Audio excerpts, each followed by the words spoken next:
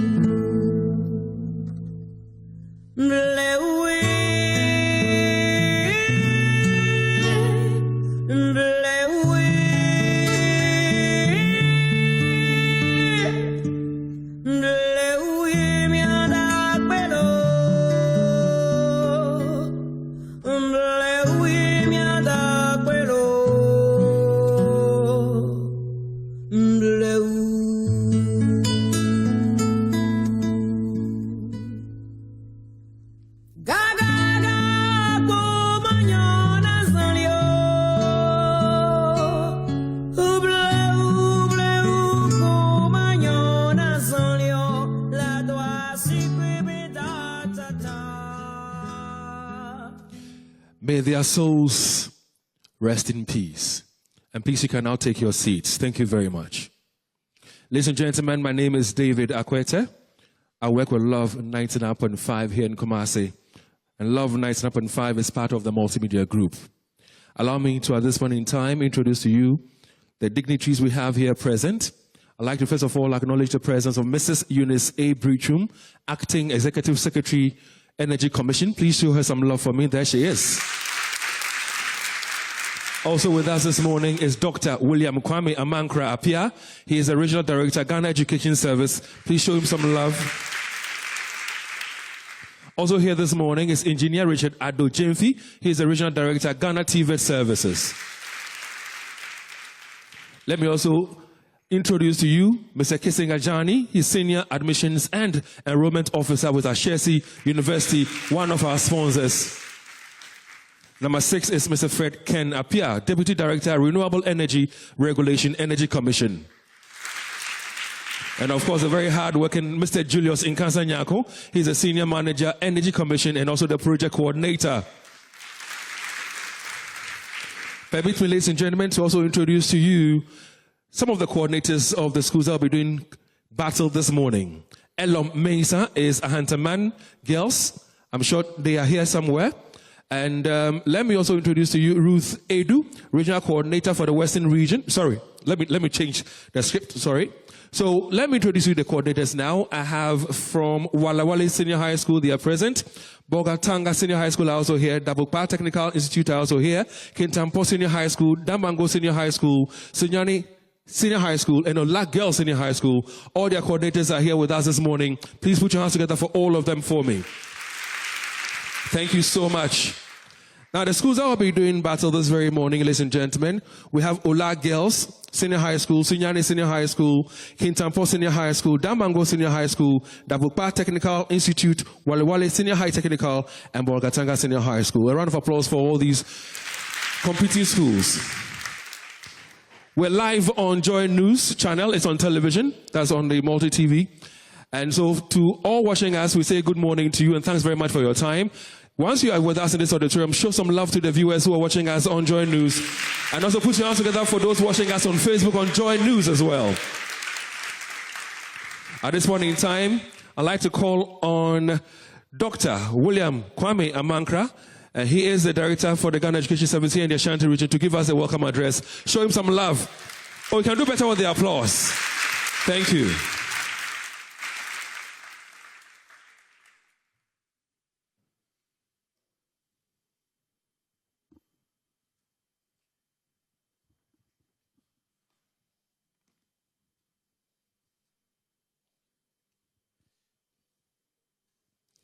The Executive Secretary Energy Commission, my bosses from the headquarters, Ghana Education Service,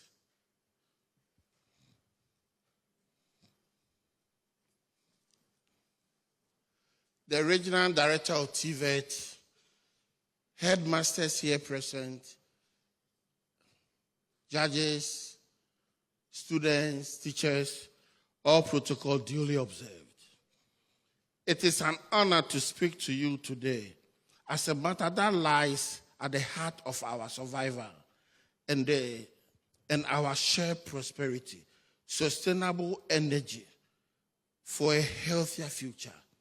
In our rapid changing world, the choice we make about how we produce and use energy will shape not only the environment, but also the quality of life for generations to come.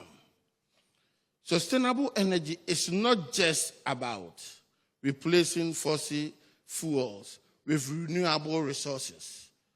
It's about creating an integral system where energy powers our development in a way that strengthens our food security, improve waste management, and enhance health delivery.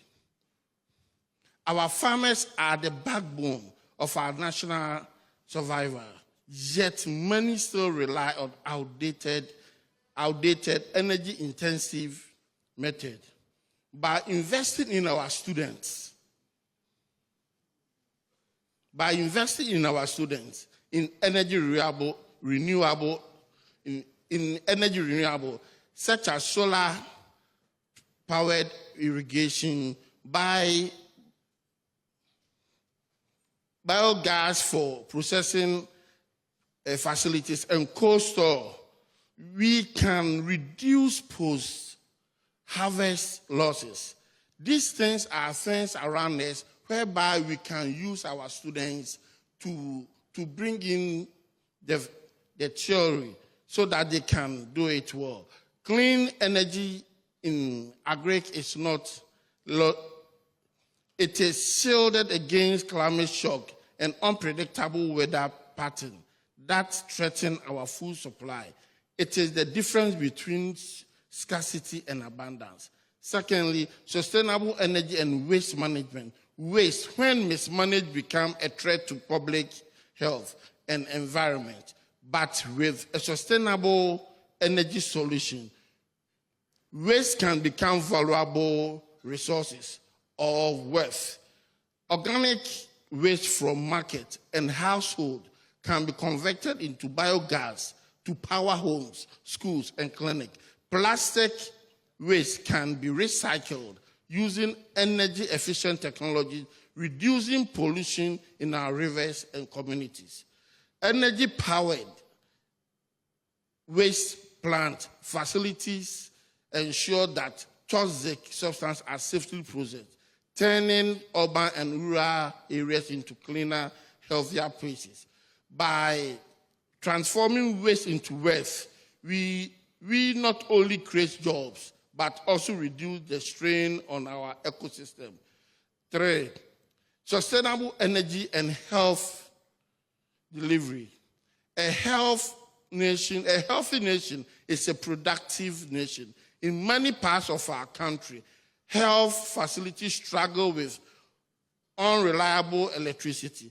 This affects everything from storing vaccines at the right temperature to run efficient medical equipment during emergencies. By deploying solar mini grids and other renewable solutions to hospitals and clinics, we can guarantee uninterrupted power. This means safer surgeries and faster diagnosis and better care for mothers, children, and elderly. In the future powered, sustainable, no patients will suffer because of the lights out. In conclusion, sustainable energy is the golden thread that weaves together our aspiration for food security, clean environment, and quality health delivery. It empowers farmers, transform waste into opportunities, and save our lives in the hospital. As leaders, policy makers, entrepreneurs, students, teachers, we must invest in technology, policies, and partnership that makes sustainable energy the norm, not the exception. Together, we can build a future where our energy is clean, our food is secured, our environment is safe, and our people are healthier. You are welcome to Ashanti region, where we are having the contest for the middle zone. Thank you. Well, he is the Regional Director, Ghana Education Service here in the Ashanti region. His name is Dr. William Kwame Amankra Apia. One more time, a round of applause for Dr. William Amankra. Now, at such events, we take a lot of, speeches, statements, and they are very much in order.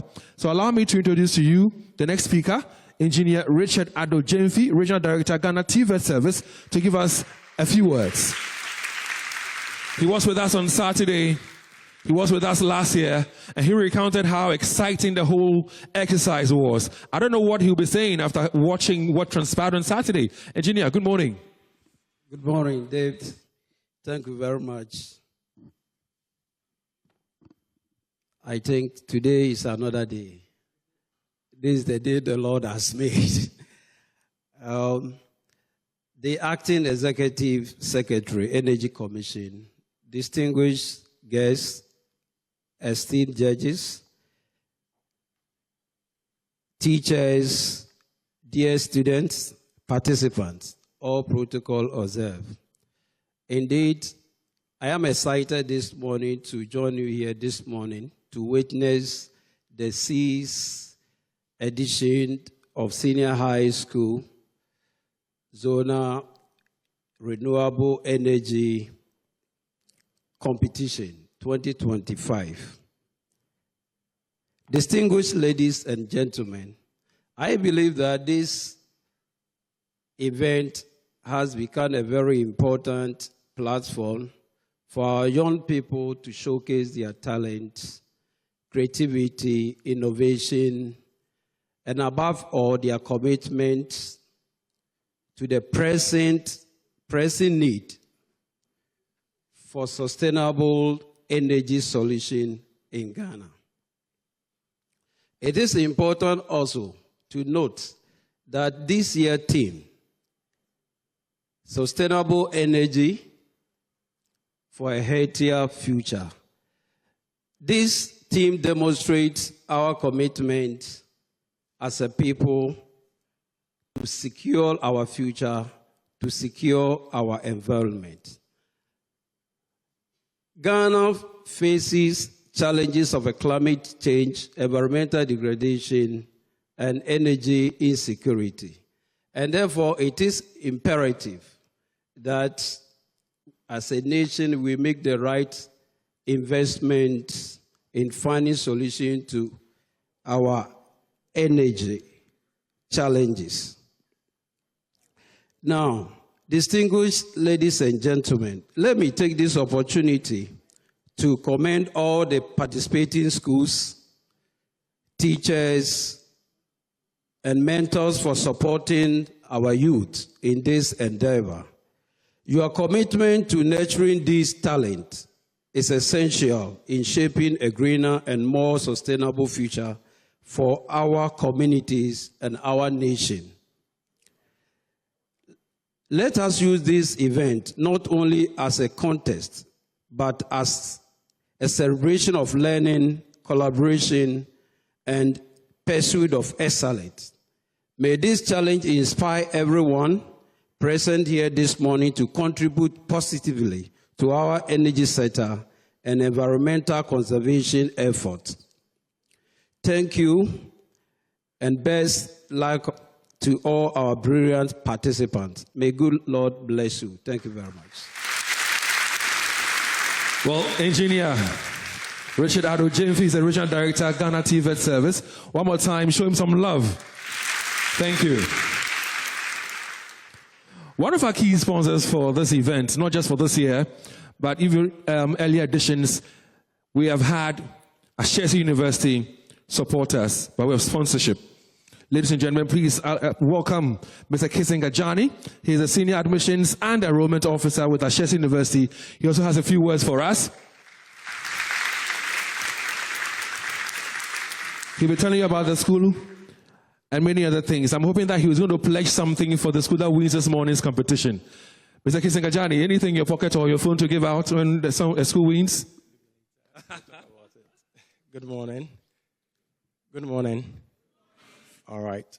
So I must say that it's an honor to be speaking to you on behalf of SHS University, a proud sponsor of the Renewable Energy Challenge. I think being here among such bright and brilliant minds is a reminder that the solutions that we seek to some of our present challenges are shaped right now in rooms like this with people like you. The theme for this year's challenge, Sustainable Energy for a Healthier Future, could not be more timely. You would agree with me that around the world, we are not only faced with climate change crisis, but we also faced with increasing health disparities. And I believe that these challenges are deeply interconnected, where households use unsafe fuels for cooking, or when our hospitals go dark due to unreliable electricity, the health and well-being of our communities are put at risk. Today at SHS University, our mission as an institution is the same as it has been 2 decades ago, raising ethical entrepreneurial leaders who have the courage and compassion to transform the continent. And today, as I look across the room, I'm very excited to see young innovators here who have the courage and compassion to transform not only Ghana, but Africa. And I think being here to support this great endeavor, I think you deserve a huge round of applause.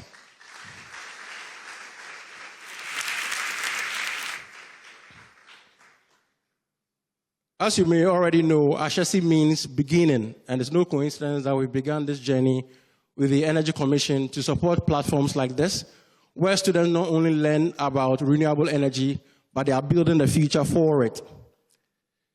To the finalists and contestant schools, I must say congratulations for getting here. I know it's not an easy journey, but I also must acknowledge that your innovations are more than impressive. They are essential, whether it's biogas or solar panel system, whatever it may be. It is a reminder that sustainability is not a luxury. It is a necessity, and we must make sure that it gets to every home, to every hospital, to every child. But I believe our responsibility goes beyond innovations.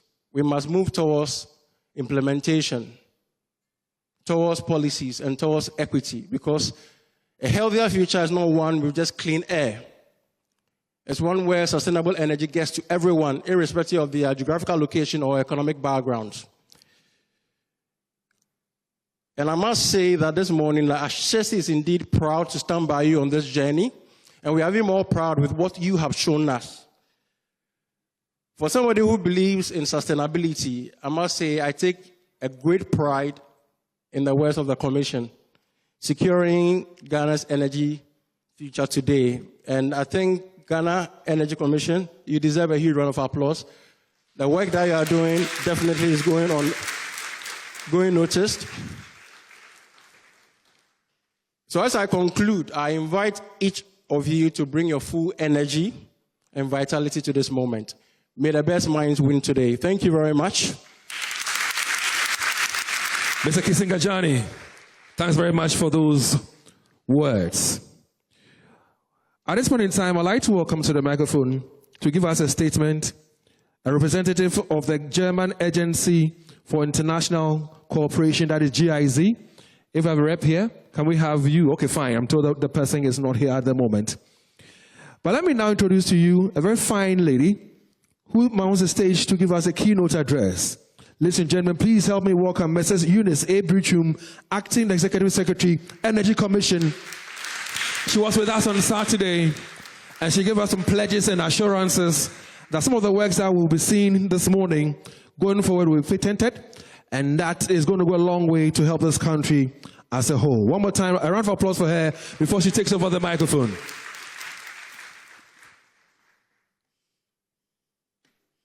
Good morning to everyone.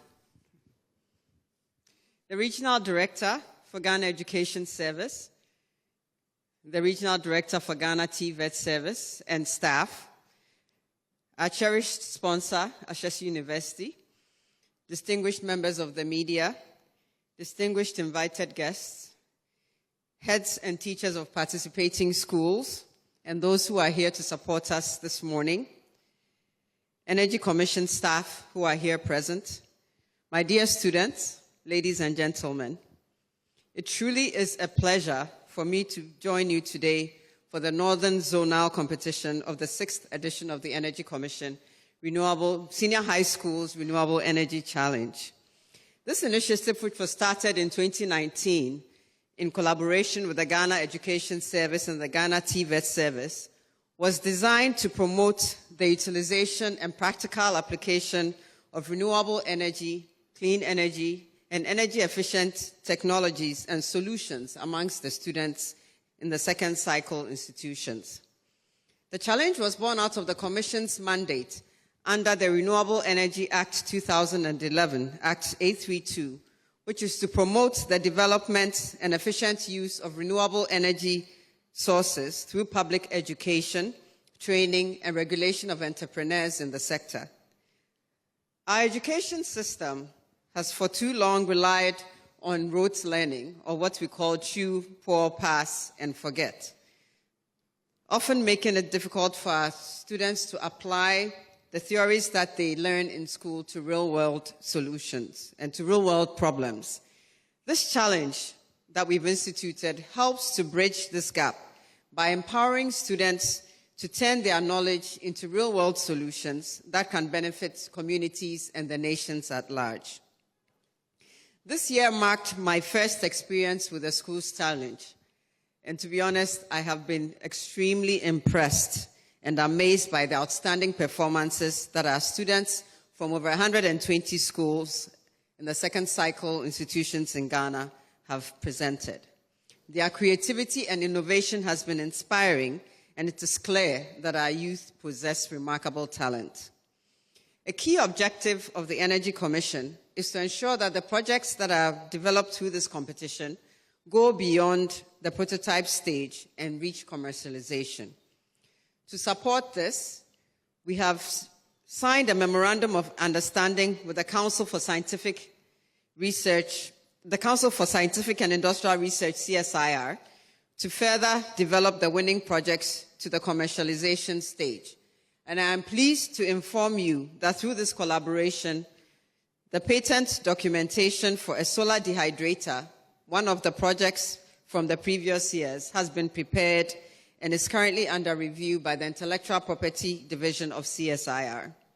Once it receives approval, the documentation would be submitted to the World Intellectual Property Organization for certification. So our goal is to complete the patenting process as soon as possible so that we can engage both local and international investors to support large-scale production and commercialization of this invention by the students. We are committed to promoting all commercially viable projects from the competition, and not just those that make it to the winning finals. Because we would like to ensure that brilliant ideas with market potential are not left behind.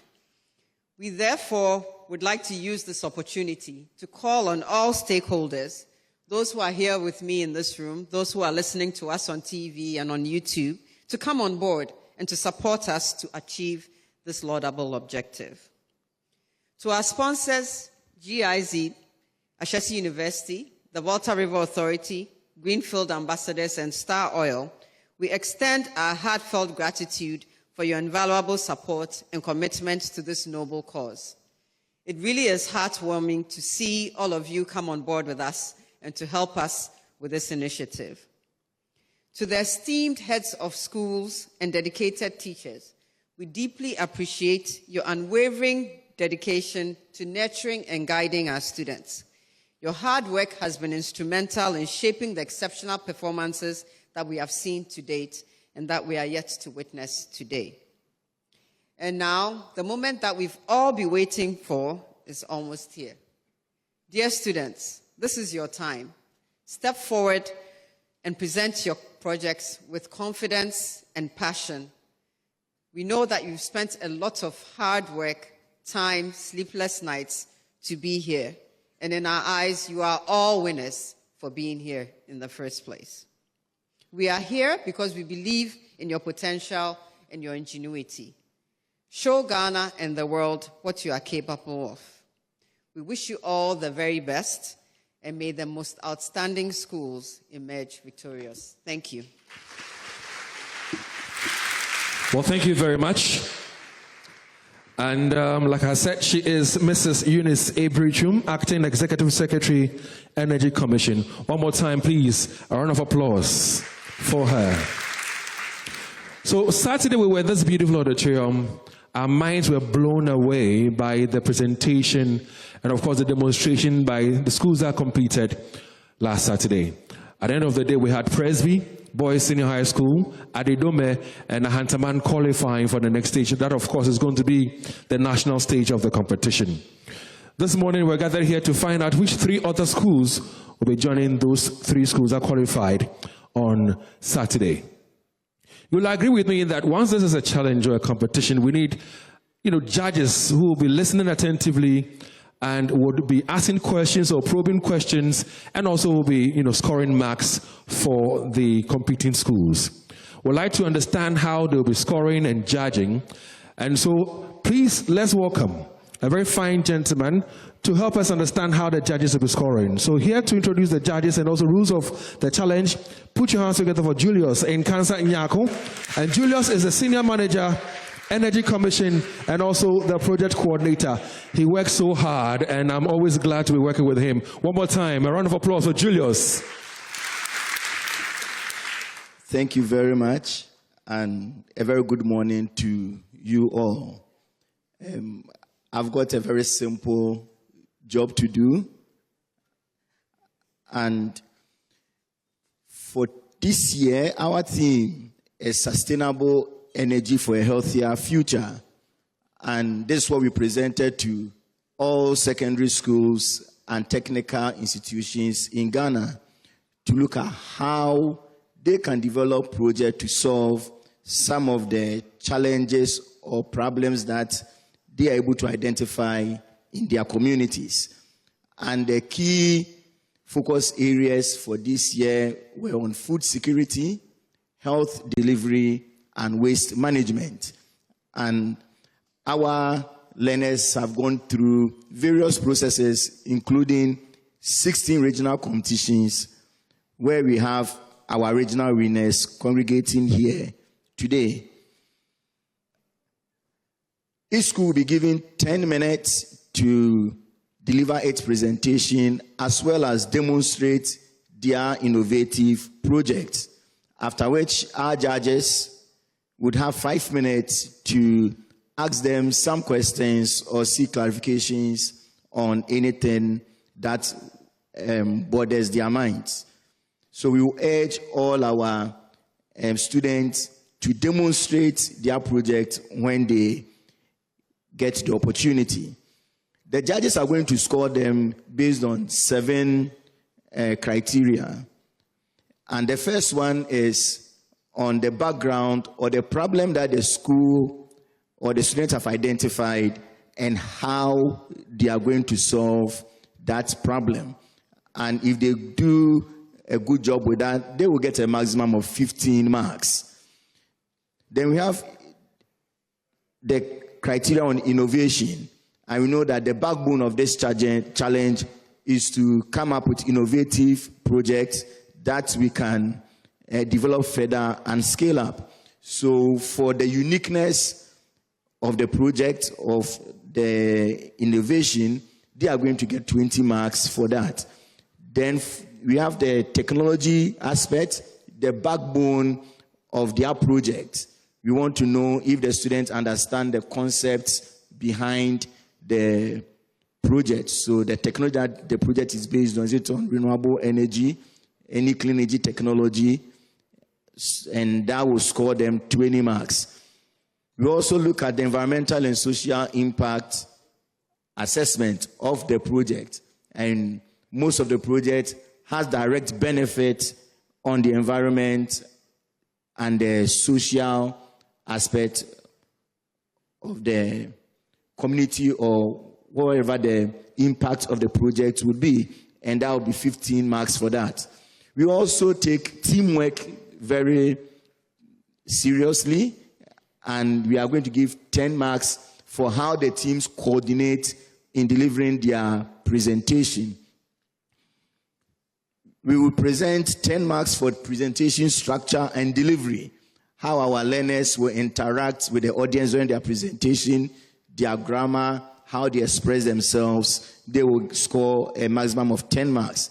And very lastly, we will look at their prototype, whether a product or a project that to be presented, how it's made up, the use of locally available materials, how scalable the project is, etc.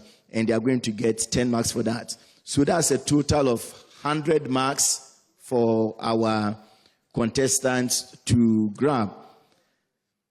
Our judges for today have been selected to cover the 3 key areas that we are looking at today.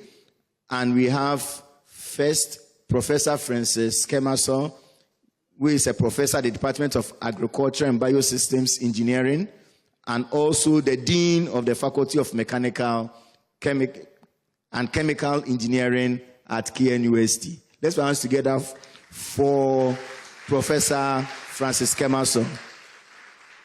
We also have Dr. Kofi Ampoma Benefo, who is a senior research scientist at the Council for Scientific and Industrial Research and at the Institute of Industrial Research in Accra. Let's put our hands together for him as well. And our third judge is in the person of Mr. Chester Anaba Ayebri, who is the Regional Clinical Engineering Manager for the Western region, and he works at the Ghana Health Service. Shall we again put our hands together for him? And with that, we shall begin today's competition, and I wish to say good luck to all our contestants, and once again, may the very best school win. Thank you very much. Well, thank you very much, Julius Nyako. So this is how the schools have been lined up for them to do their presentation and demonstration. We have 7 schools in all. First school will be Walewale Senior High Technical, Bolgatanga Senior High School, Dabokpa Technical Institute, Kintampo Senior High School, Damango Senior High School, Sunyani Senior High School, and then we end with Ola Girls Secondary School. At this point in time, I've got my colleague, who's also with me on Love Nights and Up on 5, Emmanuel Brad Kweku, who's amongst the students right now, will be engaging with them.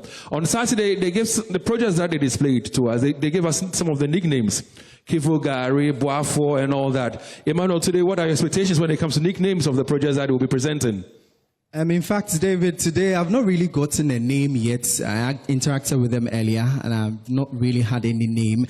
Just like we were having a Huntsman give us the royal vaccine, also the student from BR SHS giving us Boafo. But today, hopefully, the schools that are representing today will give us some cute names and we'll take home. And in fact, I'm always thrilled to see these students develop technologies in the various aspects of renewable energy. And in fact, as we have already mentioned, they are focusing on food security, waste management, and also healthcare delivery. In fact, before we go into our conversations with the students over here, I have the retaining or the reigning champions for the Northern Zone, that is Dabokpa SHS. I have to take my time whenever I'm mentioning that name. I don't know why. Dabokpa SHS. And in fact, let me find out from you. You were earlier telling me, this is a cute man, you know.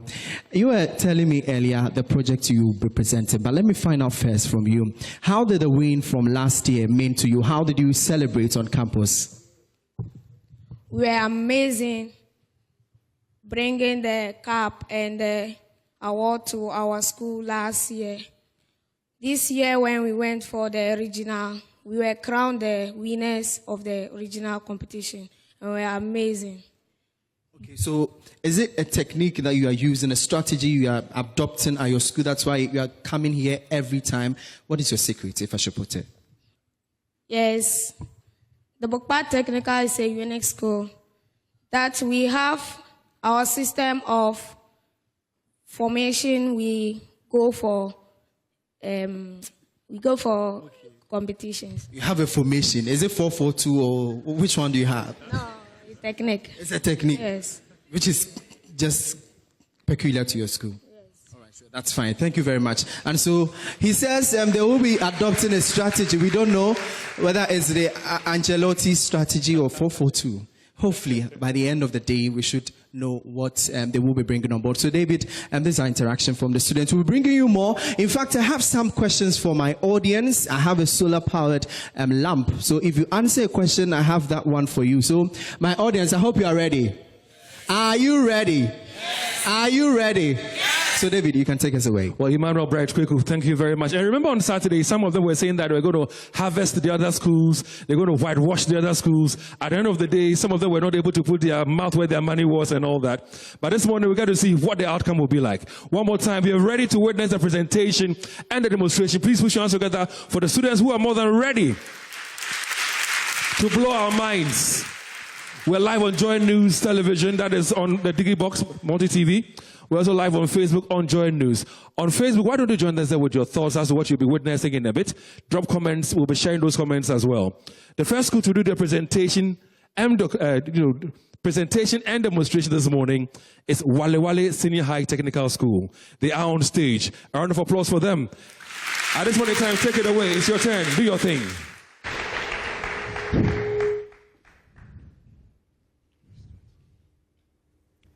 Good morning, everyone. My name is Abdulsamed Mariama, representing Walewale Senior High Technical School, and I'm here with Salif Evans and Dora Koko. As this year's team says, a sustainable solution for a healthier future. The title of our project is Harnessing Biogas, a sustainable solution for clean energy, waste management, and organic farming. Background: one may ask, what is biogas? Keynote 2025 define biogas as a renewable energy source made from organic waste, such as food scraps and agricultural waste. According to Zai, Zhu, and He, 2020, it primarily consists of methane, which is 50-70%, and carbon dioxide, which is 30-50%. Regulatory framework: biogas is supported by Renewable Energy Act 2011, Act 832 in Ghana, which encourages the use of clean energy sources. Okay, so let's talk about our project overview. Our project utilizes organic waste as feedstock, produces clean renewable energy, and sustainable agriculture through hydroponics. It is a closed-loop system where each output becomes an input in another process, minimizing waste and maximizing resource efficiency.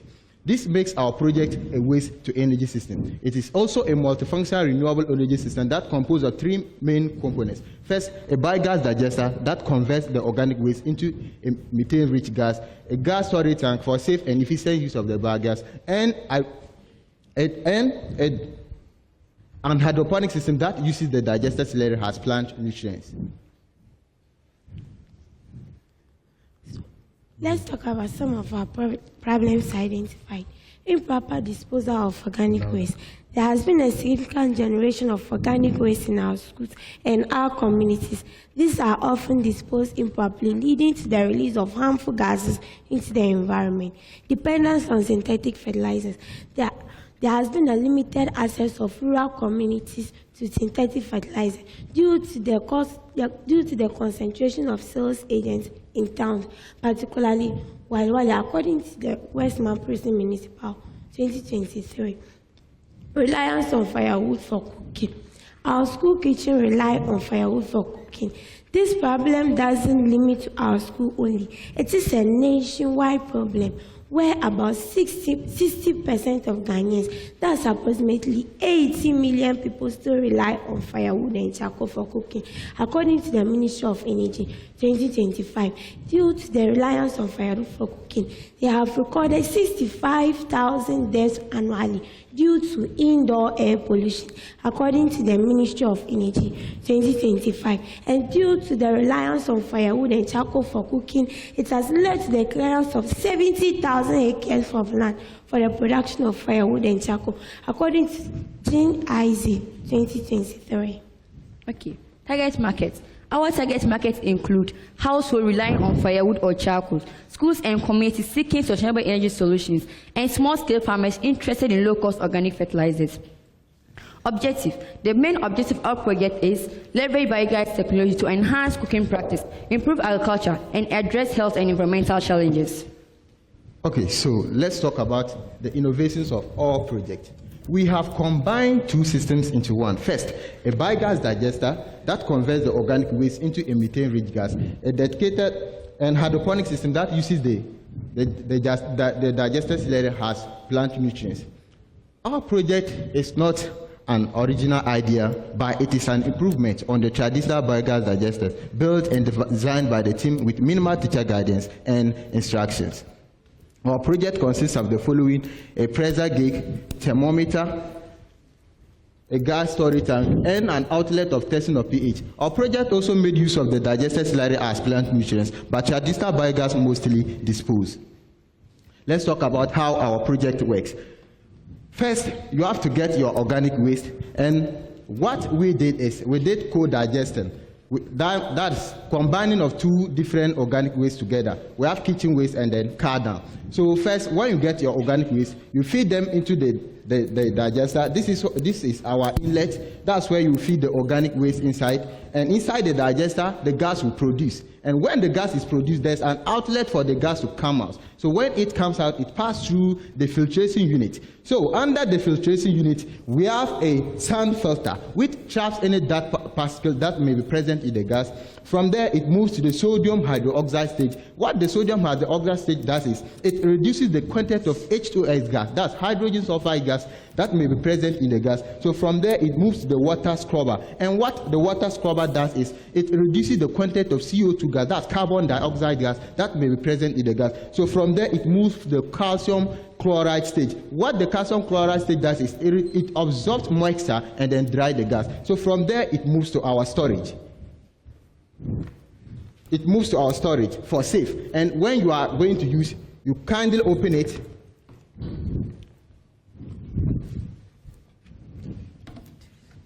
And it will go to the burner. It will go to the burner for use.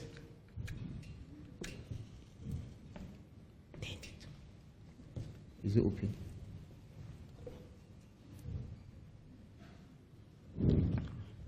It will go to the burner for use.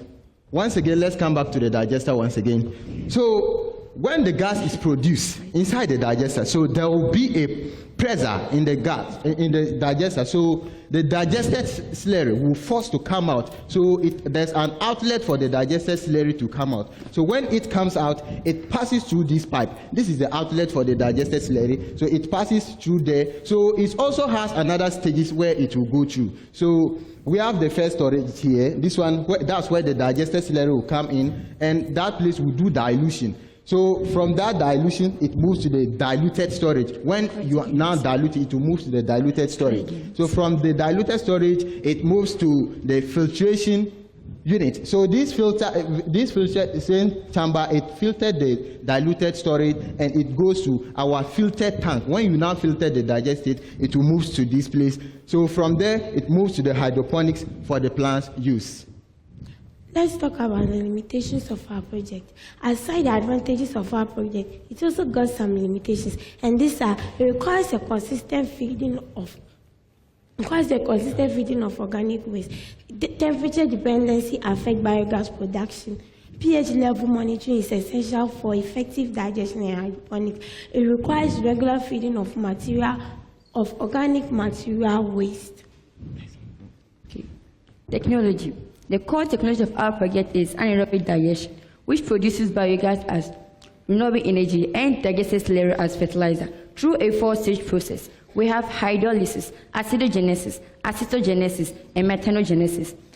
Our biogas digester design. Our biogas features local materials with a design allowing for safe and effective use. It is an integrated system approach because it combines biogas production and hydroponic farming to maximize resource efficiency. Let's talk about the environmental and social impact. Our project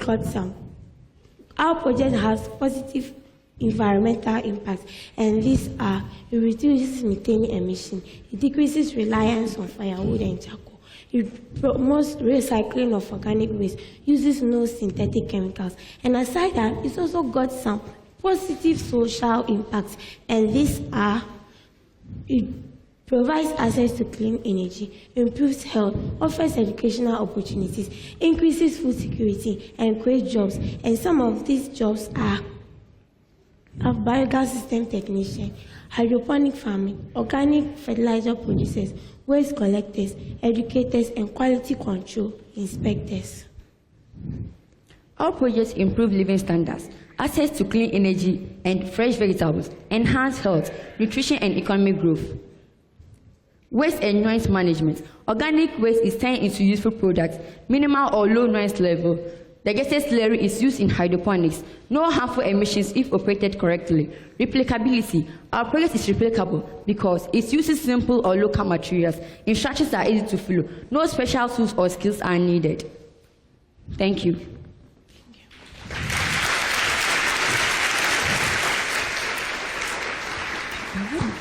And that was Walewale Senior High Technical School with their presentation and demonstration. One more time, a round of applause for these young, amazing students.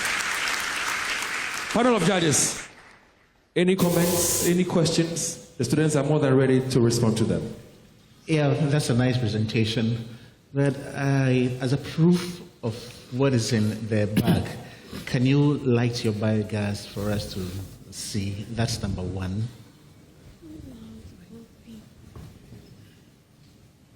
They should get some.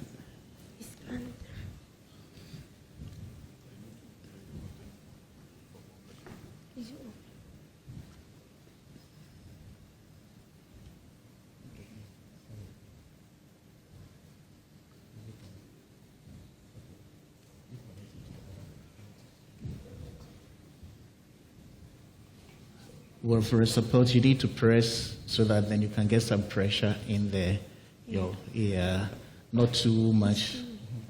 No, just the burner is fine. The burner may be easier to light.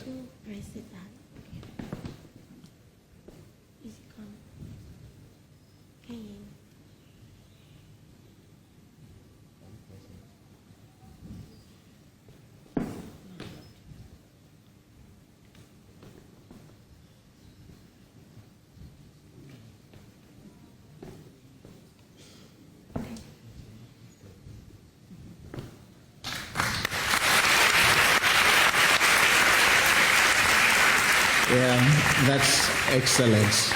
That's excellent. It's a proof of the biogas. My second one, which is the last one, is that why do you keep the digester in that box? Because it works around 37 degrees Celsius, right? But you're hiding it in there. Do you know the temperature with that environment? Please, the question again. Where you have put it. Why is it inside that cage and maybe not outside, sitting in the sun?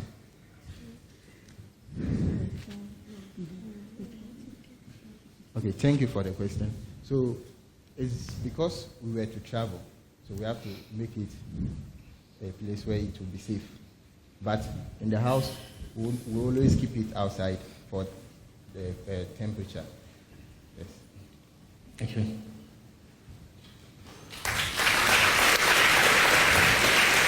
All right.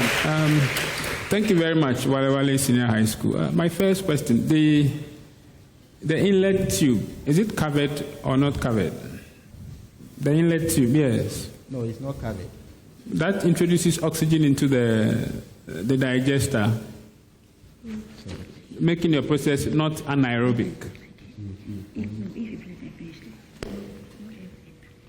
Okay, thank you very much for the question. So the inlet, it reaches the ground and it is slanted like this. So after when you pour the organic waste inside.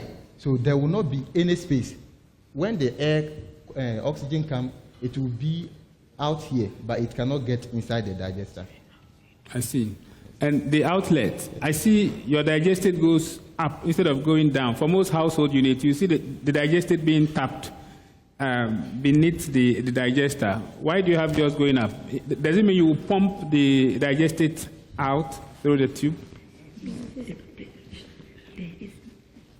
All right, thank you. So our outlet, that's for the digestate. So we make a small hole in the middle of the pipe here. So when the digestion takes place, the digestate will become lighter in weight. So when the gas is produced, there will be a pressure inside the digester. So, and this outlet, it doesn't reach the ground. So there will be a force, the pressure will force the digestate to pass through the outlet to come out.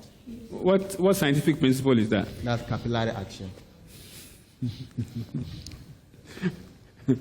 Name 3 other feedstocks that can be used for producing biogas, apart from what you have there. Okay. We are any organic waste like plants, leaves,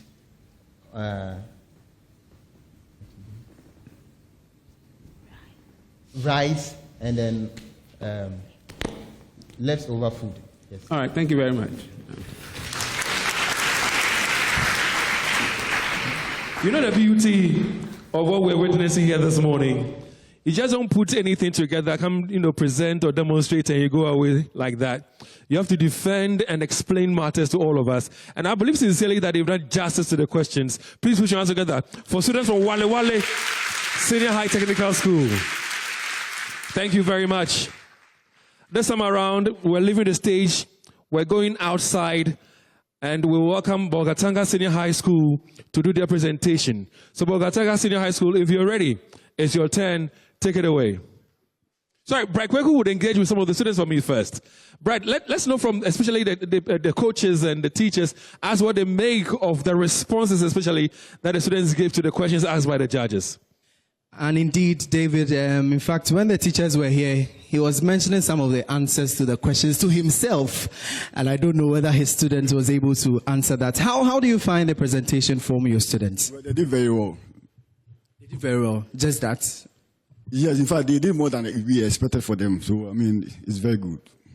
All right, but let me just find out from you with the backstory as to when you were coming all the way. I know the schools came with their supporters, but unfortunately you came with only the 3 students, your coordinator and yourself. What is the situation there? Well, Northeast, Walewale is a bit far from here. It's about 10 hours journey. So coming with the student, accommodation and other stuff, and the bus too is presumably also full. And currently we have some financial difficulties, so we just managed to come with only 3 students and a coach. Okay, hopefully you win from here and make your students proud and school also proud. But give me a backstory as to how you developed this project. It is something that is crucial to your area, or what really is? Well, looking at the situation, most of the firewoods are coming from the northern part of the country. And over there, trees are very scarce. And they are cutting just a few trees over there to turn them to firewood. So our student came out with the idea that if that is the case, why don't you produce an affordable gas? We know that there's a gas in the market already. But then most people cannot afford it, especially those from the Northeast region. So the idea was to come out with an affordable gas that, I mean, it's easier to just make them in your own home. So that's the reason why you came out with this simple project. All right, sure. Thank you. Sir, let me also find out from you. You are the STEM coordinator for the Northeast region. What is the case of STEM education in your region? Thank you very much. Northeast region has been one of the youngest regions. We haven't given up. We have STEM centers. We have a whole lot of movable laboratories that we move from school to school to at least improve STEM education in the North. Okay. So what do you make of the students? Should they win? What would this win mean to the whole Northeast region? Thank you very much. It will mean a lot. It will mean that what I'm saying, what I've just said, we are really working, and I'm sure we will win. and he's sure they are going to win. So, David, these are the interactions I am having with the coordinator, STEM coordinator for the Northeast region, and also the coordinator himself for Walewale Senior High and Technical School. And so, if the next school is ready, we can just proceed with the next school. If not, I can take my questions too. Yeah, but before you even take your questions, ask the teachers there for me how they will feel if next year they are part of this event and I decide to work out a few things so we fly them in instead of they coming in by road. So if you are going to go by a flight, how would you feel? Well, it will be the best of our student life. Most of them, in fact, most of them have not been to Kumasi before. So when we are coming, most of them were just, they even played there, say, you want to come. So if you are going to just buy a plane ticket for them, Charlie, that one, I think they will lie on the floor and thank you. Don't worry, we work something out. We work something out. Don't worry, we work something out. But I'm sure you have a question or two because you have your solar lamps with you, don't you? Yeah, I have my solar lamps with me. So thank you very much, gentlemen, for speaking with me. In fact, as I earlier mentioned that I am having some solar lamps. You just have to answer a few questions, and this is going out to my audience. My first question would be, what is renewable energy? What is renewable energy? Anyone at all can answer it, and then we're just good to go. Renewable energy. All right, sure, come closer. Renewable energy. Oh, my gentleman, my cute man is sitting there, but I can't count to you. If he raised his hand first. Oh, really? Yes, he did. So let me do that. Let him come to you. Why don't you go to him? All right, sure, try and come. So we will let the two of them answer the questions. Sure. And the one with the perfect answer is going to win. Sure. So let me start with you. Okay, so renewable energy is a form of energy that can be replenished after it's used. Okay, so that can be replenished after it's used. My gentleman, you too. There are energy sources that are not exhaustible. Yes. Exhaustible, replenished. Yeah, give me an example. Hey, he wants to win it too. We have the solar energy, the geothermal energy. We can talk of the wind energy too, and also the hydro energy, which is the energy from the water. Do you have any rebuttals? Thermal energy. Yes. Thermal. So please, who do I give to? The two of them. All right, sure. So I'm going to give the two to you. Unfortunately, I have just one with me, so you can take this one, and you also can take this one. I'll bring it to you. So, David, in fact, I have a lot more of these items, and this is powered by the Ministry of Energy. And so, if you want to win something home, just answer my questions, and you are just good to go. But right quickly, do me a favor. Next time when they win it, let them show it to the cameras. Because I can see that it's not just an ordinary solar lamp. No, not at all. So let them show it to the cameras. So Sure. we get to appreciate what it is they're taking away. All right, sure. All right, so if Bolgatanga Senior High School students are ready, your 10 minutes starts now. With all protocols duly observed, with all protocols duly observed, I am the person of Alebga Inong Rivaniamo, and I'm here with my team members by names. Isaka Jemilatu. Nekina Dorothy, representing Bolgatanga Senior High School for this year's Renewable Energy Challenge 2025, competing in the aspect of food security. The title of our project is the Smart Urban Farm. The Smart Urban Farm is an integration of the crop and poultry production using energy from an automated mechanical energy generator which produces 4,000 watts of energy and is capable of powering up our farm machineries, which includes the water pumps, microcontrollers, and sensors to protect our farm. Then we come to our problem statement.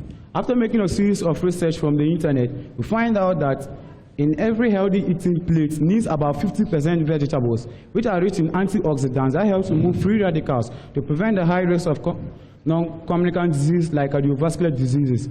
And after still making a series of investigations in the Bolgatanga municipal, we found out that some farmers have inadequate farmlands and sometimes spend a lot of money purchasing fertilizers, electricity, and fossil fuels to power their farm machineries.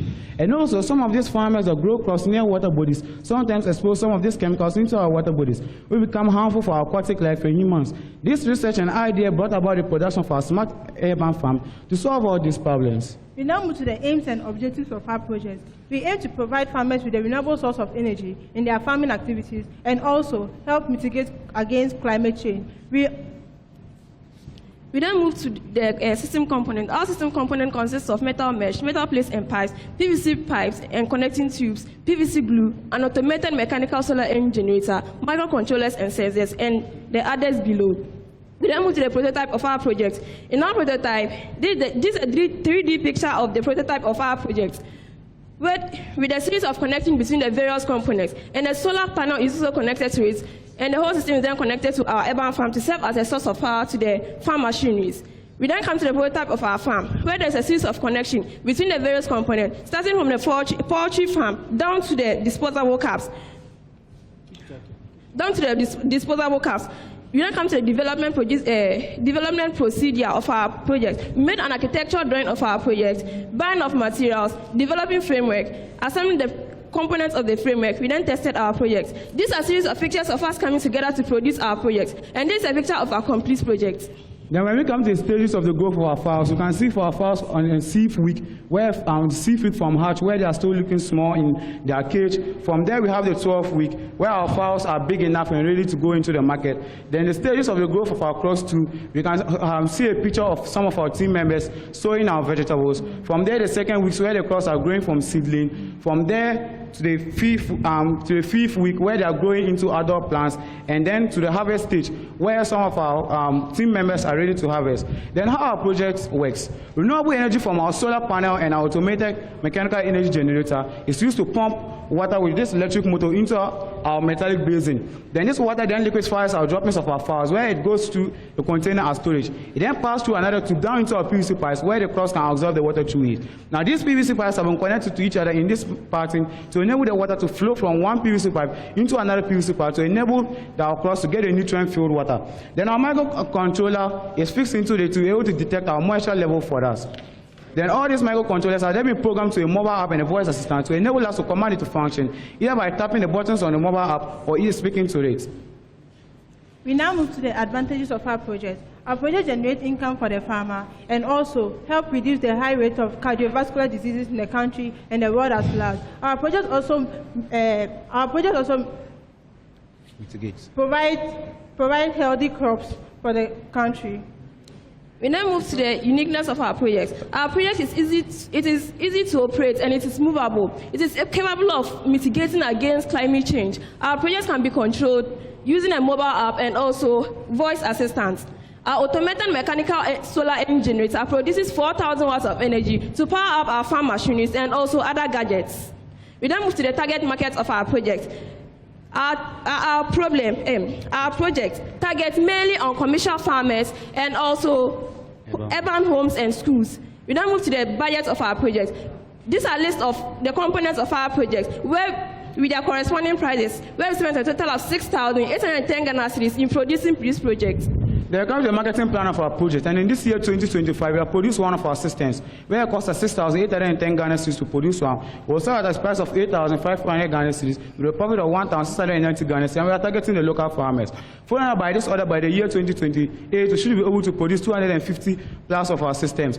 Due to the increment of some components, our price will be around 9,500 Ghana cedis. We'll sell for 14,000 Ghana cedis with a profit of 4,500 Ghana cedis, and we hope to go global with our project.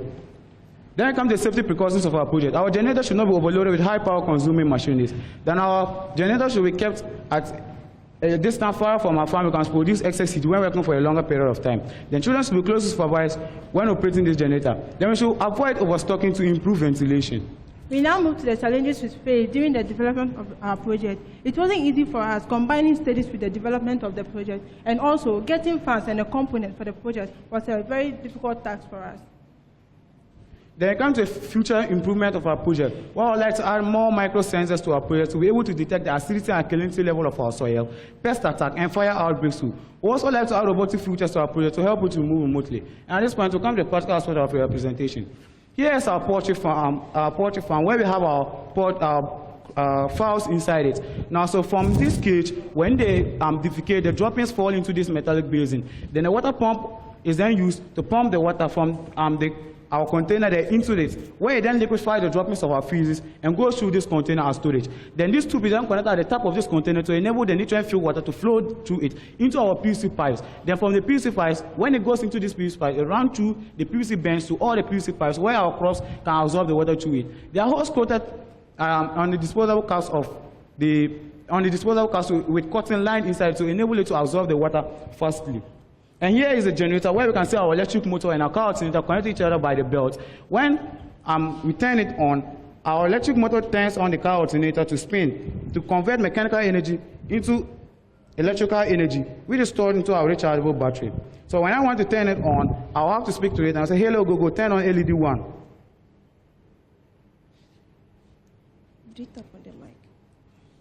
Hello, Google, turn on LED 1. 2 or 1? 2.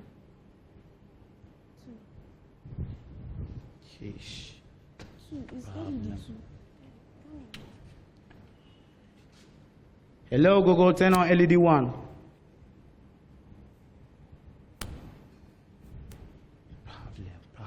Problem. Hello, Google, turn on LED 2.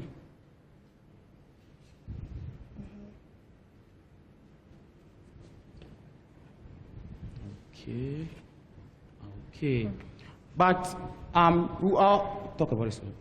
We now talk about the solar panel. The solar panel here converts solar energy into an electrical energy. And this solar panel works based on the photoelectric effect. And this solar panel has been designed in such a way that when light rays falls on it, it moves according to the direction of the light ray.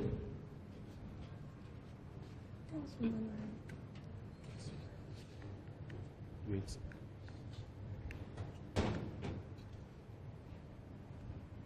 Take it to the other side.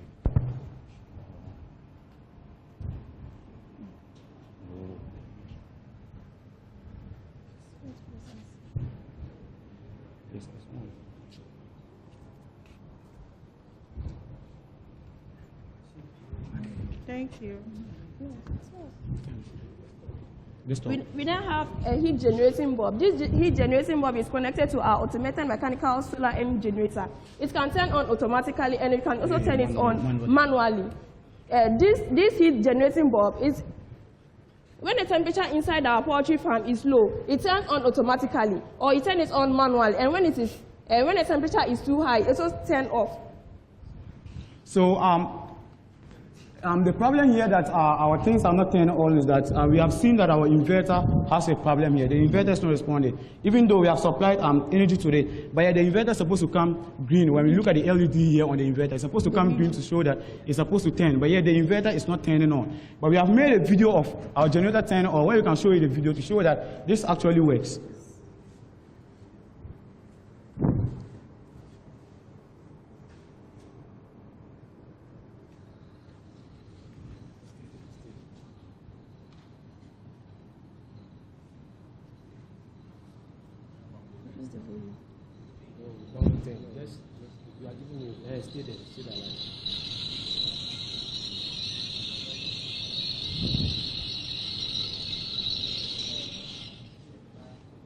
So our inverter is not turning on because we have seen that it has a problem, and I think this is because of the result of transportation. That is how it became damaged.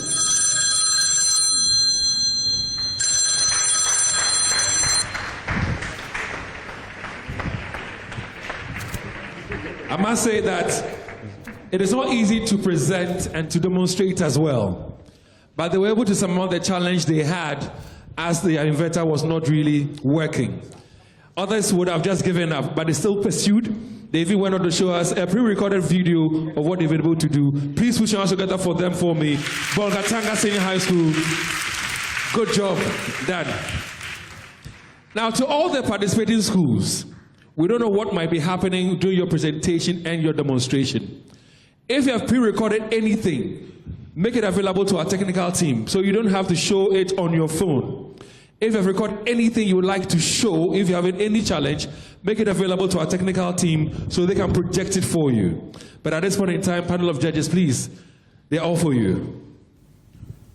All right. Thank you very much, Bolgatanga Senior High School, for that presentation. I have a couple of questions. So the first one, why do you have this complex mechanical system when you could have a solar panel powering your battery and providing all the energy that you need? We have this complex system because solar panel works mostly during the day, where we have the sunlight. It takes solar energy and converts it to electrical energy. So we thought of it, what if it's at night, which means our solar panel can't work. So when it's at night and our batteries has discharged or there's no charges in it, then what happens? So we decided to integrate the system. where we convert mechanical energy into electrical energy with a car alternator. So while the solar panel works at the day, during night when the solar panel can't work and our battery is discharging, we can use our mechanical system to produce energy. So this generator is a dual energy generator. Right, okay, but I thought that's why you have the battery. I mean, for some storage, so that at night the battery could provide that stored power. But there's the agricultural system you have provide any feeding to the bed, so that you have a closed loop system. We didn't hear that. There's the agricultural system, the hydroponics. Does it provide any feeding to the bed? So you have a closed loop system. The feeds, we already have we have designed something for their feeds where we keep their water in here and their feed in here. So this we do it manually. We don't. This is not done automatically. We do this manually. We just fill in water when we have observed that there's no water, and we add more feed when we think we need to feed them.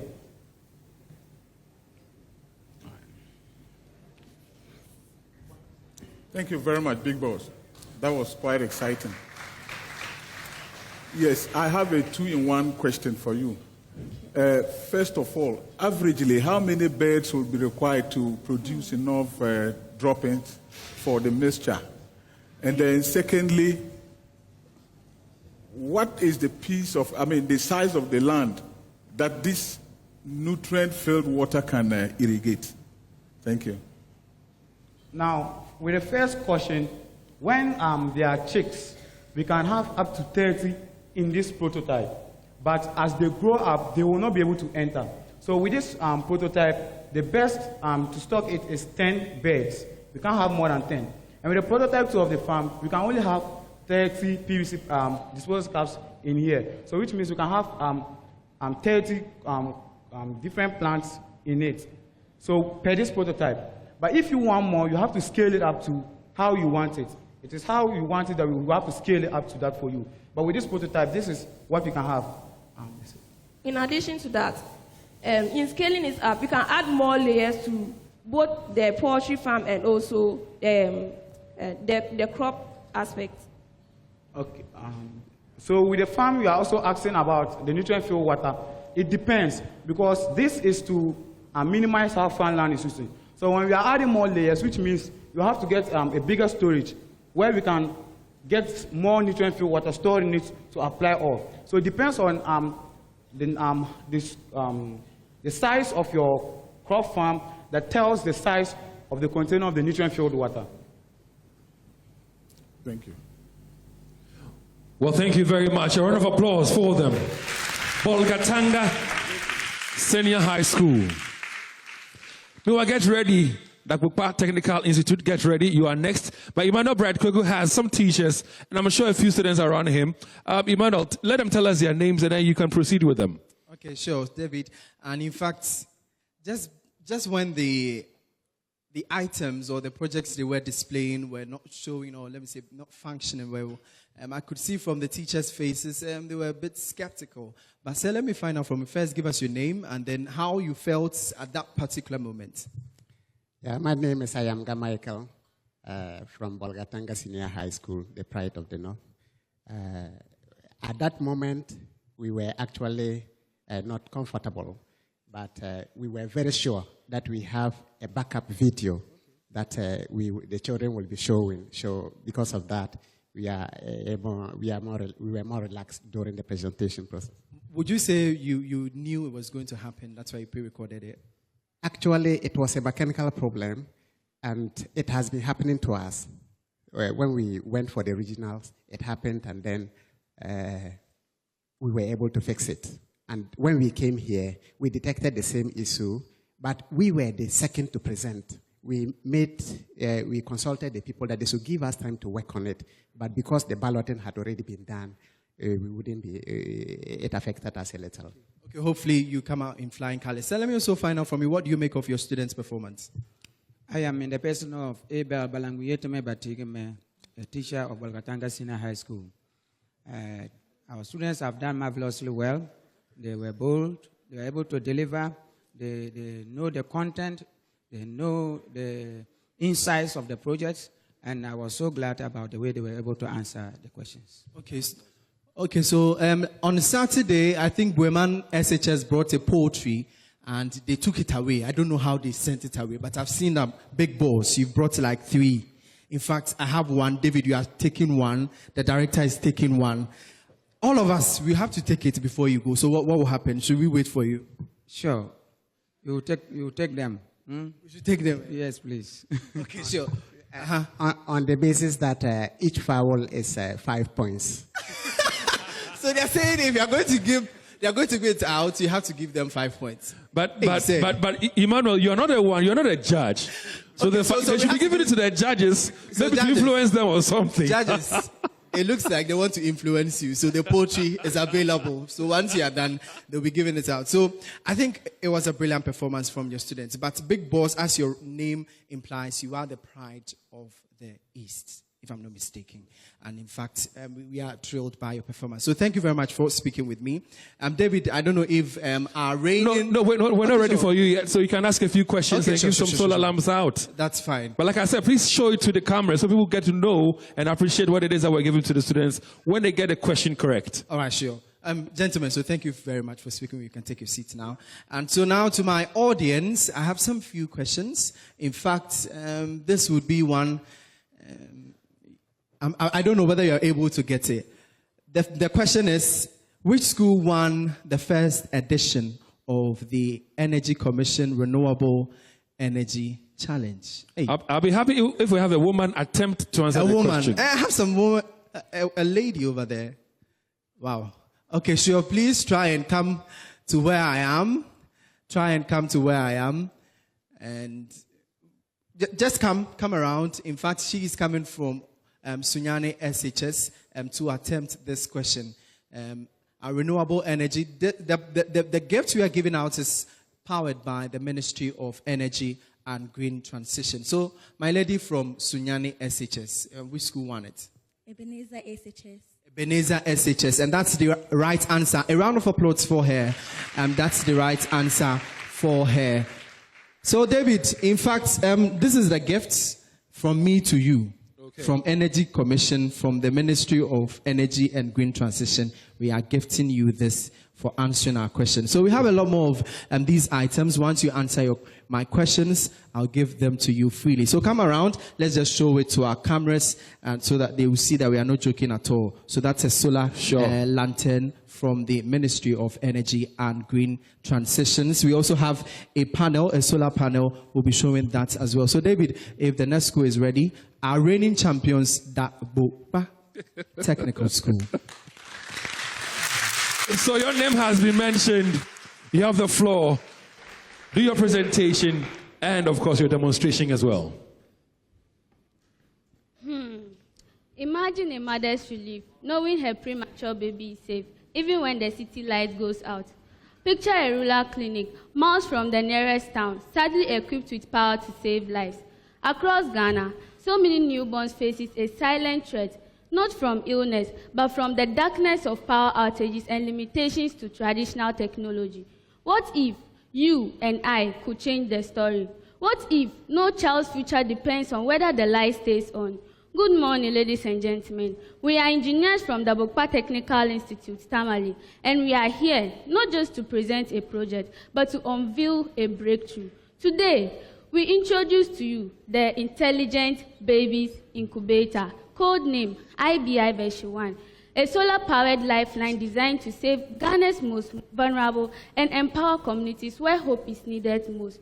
Join us as we show how innovation and renewable energy can give every newborn a fighting chance, regardless of where they begin their journey in life.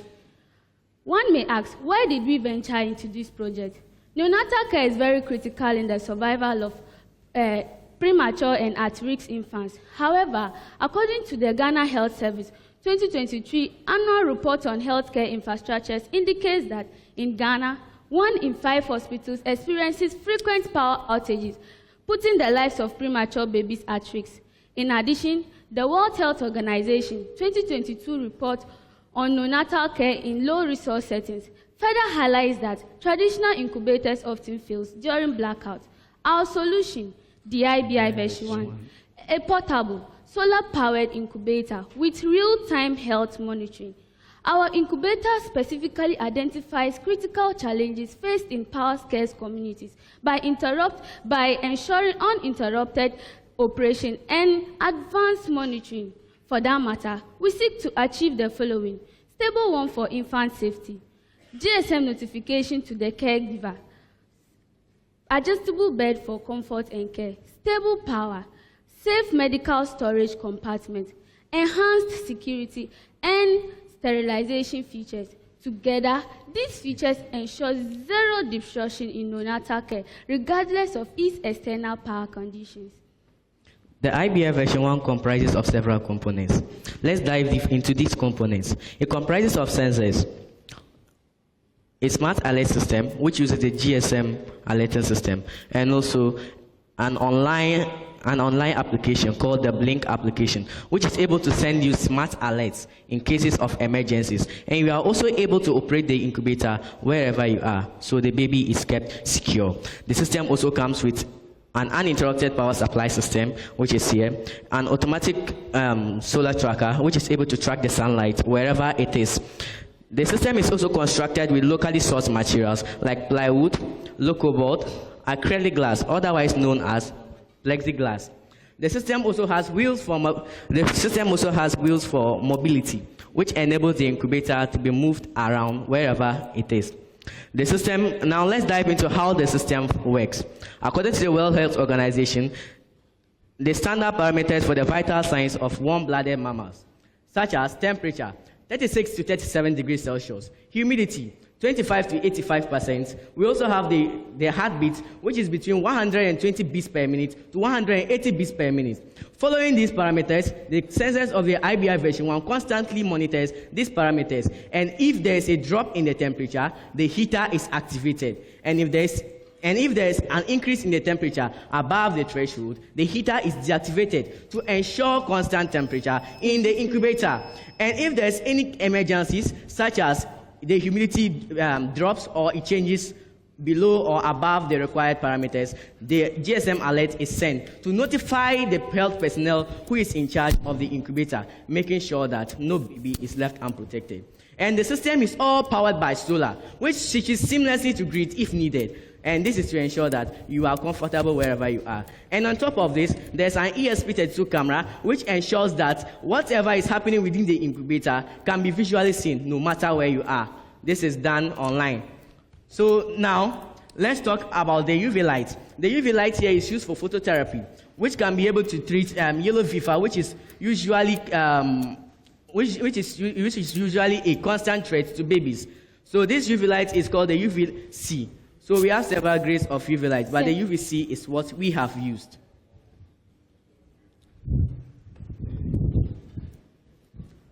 The innovative features of the IBI version 1.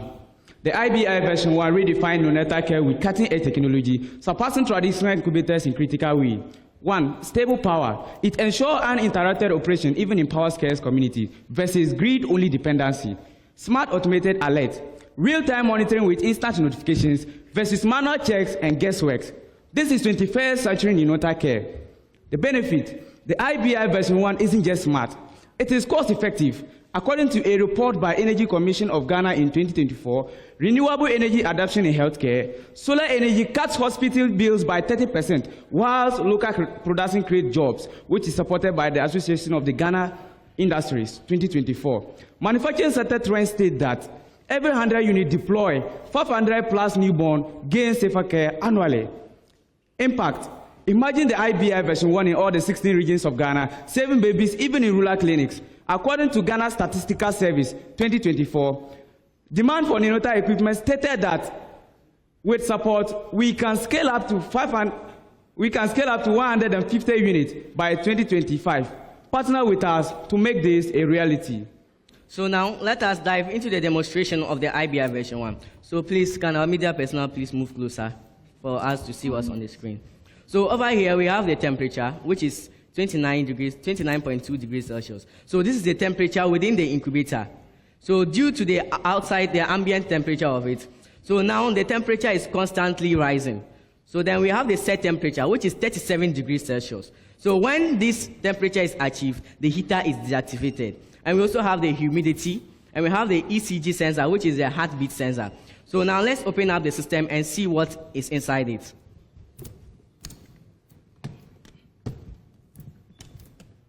So this is our heartbeat sensor.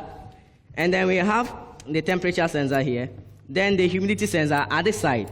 And under this bed, we have a weight sensor, which is able to determine the weight of the premature baby, which is a vital sign as part of we warm-blooded mammals. And here we also have the UV light. So this is the UV light that we have factored into our system.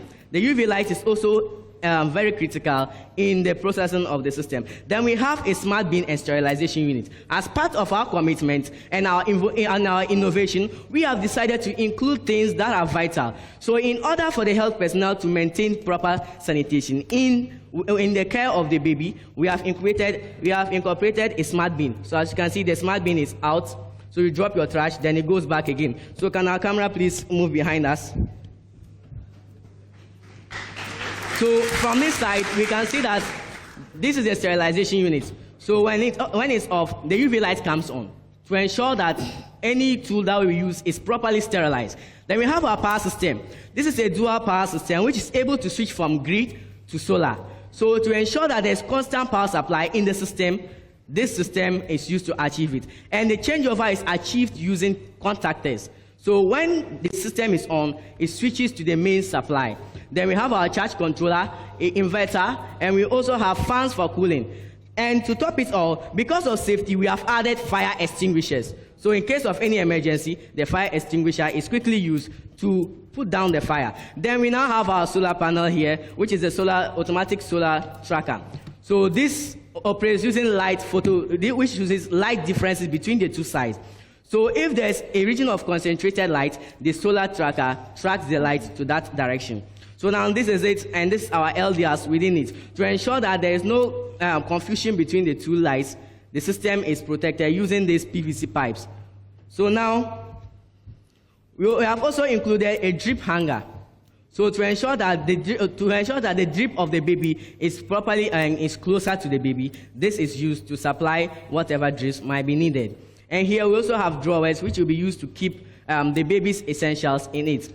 And my audience will agree to me that every life is essential, no matter how small it is. So for this reason, with your support, we are ready to prototype, partner, and push boundaries to save lives. Together, let's harness the power of renewable energy to ensure no newborn is left behind. Thank you.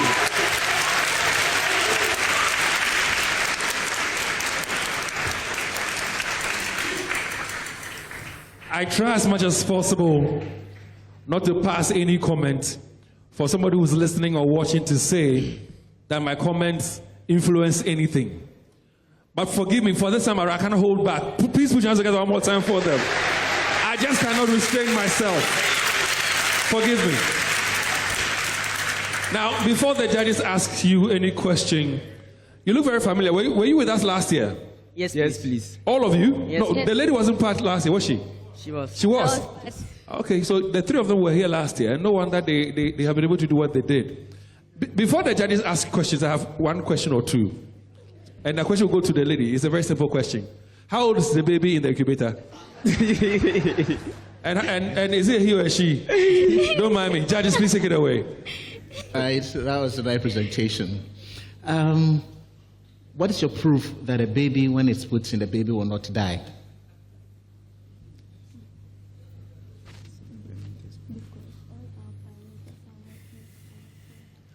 Thank you for the question, please. So, the proof that our incubator is working is shown right on the screen. So, the parameters prove it, that the system constantly follows the same set temperature, which can be also accessed online.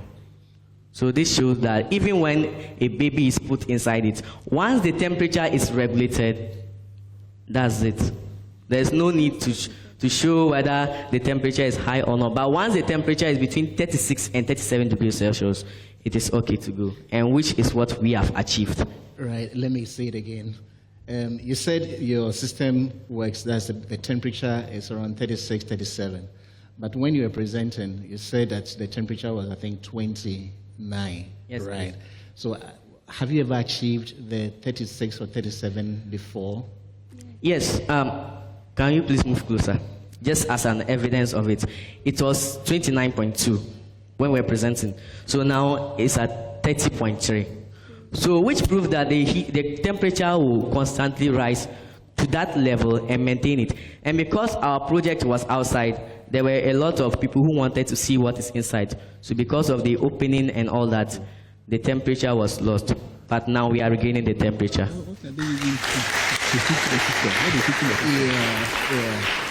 What produces the heat? What produces the heat so that you're able to achieve the 36 or 37? Okay, we have a heater embedded in the system.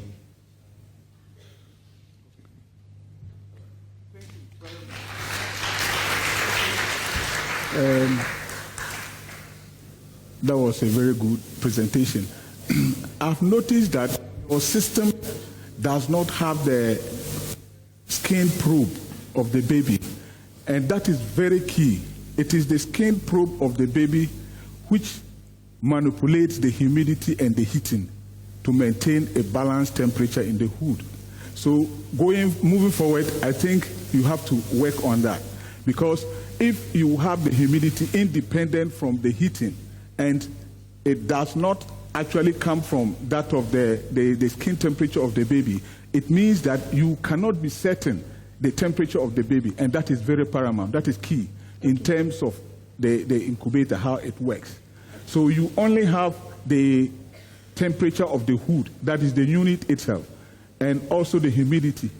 But you need to also work on the issue of getting a skin temperature probe for the baby, which helps balance the temperature so that it will enable the health personnel to set it to be able to be within the temperature range that you have spoken about. Thank you very much. Thank you, sir.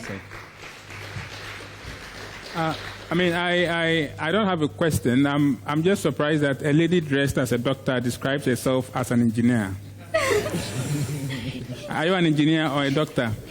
You know, as an engineer, I'm an engineer at the same time a doctor. Pause, please. Those were students from Dabokpa Technical Institute, Kintampo Senior High School. Get ready. But Imano Brakweku, who do you have with you? So David, I have the teachers and coordinators for Dabokpa. I have to take my time every time. Dabokpa Technical Institute. In fact, before the program started, they told us they were going to use a strategy, and I think it's working. The 442, if I should call it, it's working for them. So how do you find your presentation? In fact, I think everyone was amazed. Yeah, perfectly well as expected, and I think they did very, very, very well. This was exactly what we were expecting, and we hope that more will come after the stage. After the stage. Okay, so give me an experience. What happened last year on back home and all of that when you won it? In fact, everybody celebrated with us because we're representing the whole northern region. And in fact, the welcome was something that we can't forget, and we'll continue to be dreaming that more as we continue to excel towards the, the finals. All right, sure. Say, Madam, please come closer to me. Let me also find out from you. I've seen the lady amongst them. How do you feel women leading the charge in STEM education? Yes, that has been our dream, that the girls will not be left out. I keep telling them they should come out boldly. They shouldn't leave the hard work for the boys.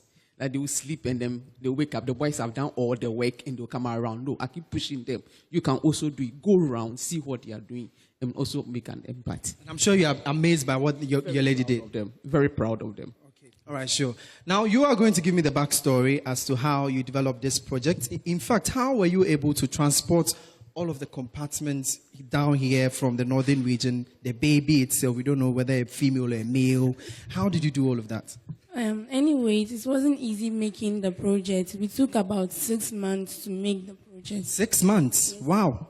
And bringing it here wasn't all that easily because we didn't want some of the things there to get broken or get spoiled on the way. So our teachers here made, they took some of the mattresses to cover some of the things to make it so that if it falls, the foam in it will make it not to break or something like that. So we had to put it in an extra pickup while we were in our school bus. So that was in front of us and we were coming. So the drivers took their time, and even though there were some up and downs on the road, we were able to reach here smoothly. When we got here, there was a little bit of a challenge because of the sleeping down. But by the grace of God, there was nothing that was spot on it. And the baby, how did you cater for it? Who was taking care of the baby? Because, hey, like, how old is the baby? 1 month, 2 months? How did you take care of the baby? As for that, hey, you didn't take care of my baby. You didn't take care of the baby. You didn't take care of the baby. But sir, I think a win for the school would mean so much to you. But describe to me, should you win for the second consecutive time, the Northern Zone, what is going to be the celebration on campus? The celebration will be so amazing. And as we speak now, we have our teachers and students gathered in the hall watching us, just waiting for us to lift the trophy and bring it to Tamale. The whole of Northern region is waiting for us to bring the trophy home. Indeed, the whole of the Northern region is waiting for them to bring the trophy. Dabsek. We are unique. Dabtek. We are unique. Dabtek. We are unique. Indeed, they are unique. And David, they gave us a brilliant performance. But before they sit down, once they mentioned that students have gathered in the hall watching them on, JoyNews channel, why don't you wave at them? Give them a wave. Hello, everyone. Give them a wave. Well, thank you very much. Sure, the next school to do their presentation and, of course, demonstration is Kintampo Senior High School. I'm sure that they are ready. Emmanuel, why don't you give out a question and let's see if somebody can win something from you. Okay, that's fine. My questions, it's like only two solar lamps, so I just have to give you one, and then hopefully, when we're getting closer to the end, I also give you another one. The next question would be, with your eyes closed, you see, the person, you have to close your eyes. What are the 3 themes for this year's edition of the Energy Commission Renewable Energy Challenge? With your eyes closed. Hey, your eyes closed. Where pajamas I hear me? With your eyes closed. You are disqualified because you are still showing your eyes. I want a different school. I don't. All right, so you know what? Let's put that on hold. I should put it on hold. Because they want to outsmart us. So let's intend outsmart them. Let's put it on hold. On hold. But I'm told that now Kintampo Senior High School, the students are ready to do their presentation and, of course, their demonstration. Let's feast our eyes on the monitors and get to enjoy what they have for us. Kintampo, over to you. Quality food. Quality food is the best medicine one can ever seek for. We are from Kintampo Senior High School, representing Bunu East Region in this 3-year Renewable Energy Challenge. We are here to present a innovative solution to solve a major problem we identified from our research. My name is Jima Wilson. With me here are Munira Isaka, Nketia Juliet. Based on the theme for this 3-year challenge, Sustainable Energy for a Healthier Future, we came together as a team of critical thinkers with the use of our problem-solving skills, came out with this project idea we titled A Smart Vertical Garden. Imagine you achieve everything you ever desire for in life, but you are not healthy. How will you feel? You are what you eat, and what you eat define perfectly who you are. Food is an essential need for every individual. However, the value and quality of food depend on the way it is produced. It is therefore great to have the opportunity to grow your own food. Individual choice of food item and ingredients also largely depend on their finances. Other factors such as the residual chemical components, the hygiene, and sources are some major concerns. That's why our project seeks to solve these highlighted problems below. Some city dwellers desire to know the quality of the food they eat and how they are being produced. Also, some city dwellers have the passion for gardening, but they have limited time and land. And lastly, most of the city environments have inadequate oxygen and excess carbon dioxide in the atmosphere, making the environment less friendly. The aims of our project are: 1, to enhance food security in cities; 2, to make available and accessible quality and healthy foodstuffs, especially vegetables, to urban dwellers; 3, to manage, recycle, and put to the efficient use urban waste such as plastic containers and others; and lastly, to promote healthy living among city dwellers from the exercises in the gardening. Now projects, these are the materials and equipment we use in building up our prototype. We prepared compost from sawdust, rice husk, charcoal powder, and also poultry droppings. We use sacks and then plastic containers for our garden. We also use wastewater from domestic drains, such as the bathroom and also the kitchen. Then we harvested rainwater as a supplementary source of water for watering the garden. We also use a solar-powered irrigation system in the watering of the garden. We have an AI component here to regulate the watering of the garden. And also a digital detector to detect conditions on the farm.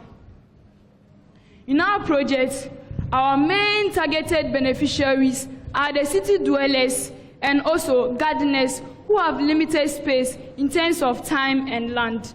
In our project, 11 out of 17 sustainable development goals are achieved. Isn't that amazing? These goals are Goal 1, no poverty; Goal 2, zero hunger; Goal 3, good health and well-being; Goal 6, clean water and sanitation; Goal 7, affordable and clean energy; Goal 8, decent work and economic growth; Goal 9, industry, innovation and infrastructure; Goal 11, responsible production and consumption; Goal 12, sustainable communities and cities; Goal 13, climate action; and Goal 15, life on land.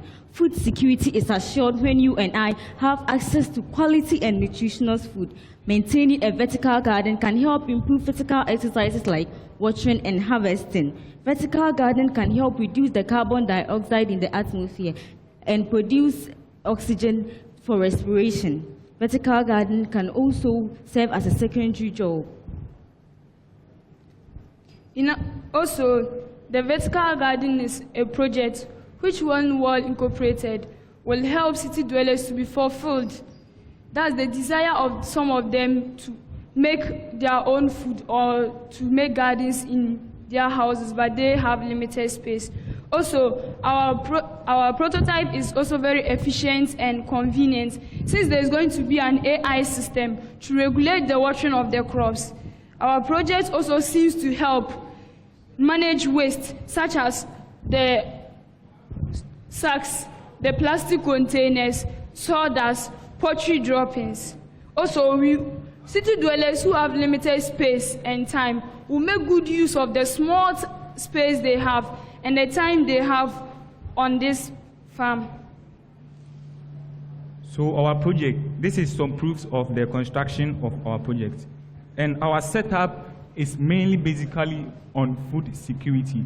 So we designed this project to solve food security. This is how our setups look like. We have our solar panel with the battery and the controller. So the controller will control the amount of current that the battery will store. The solar panel trapping sunlight from the sun and then transferring it to the battery to store it when it is at night. It is then connected to our pump. We have the pump, and now we have our AI system. The domestic drain and rain, so water we used in our bathroom and kitchen, will be collected from a channel to our filtration bed to filter all the debris inside it so that it will be channeled to our reservoir.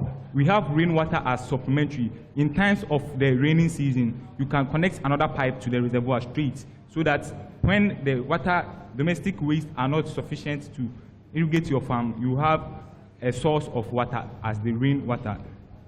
So basically, our filtration bed, what it does is that since the water we are using will be from domestic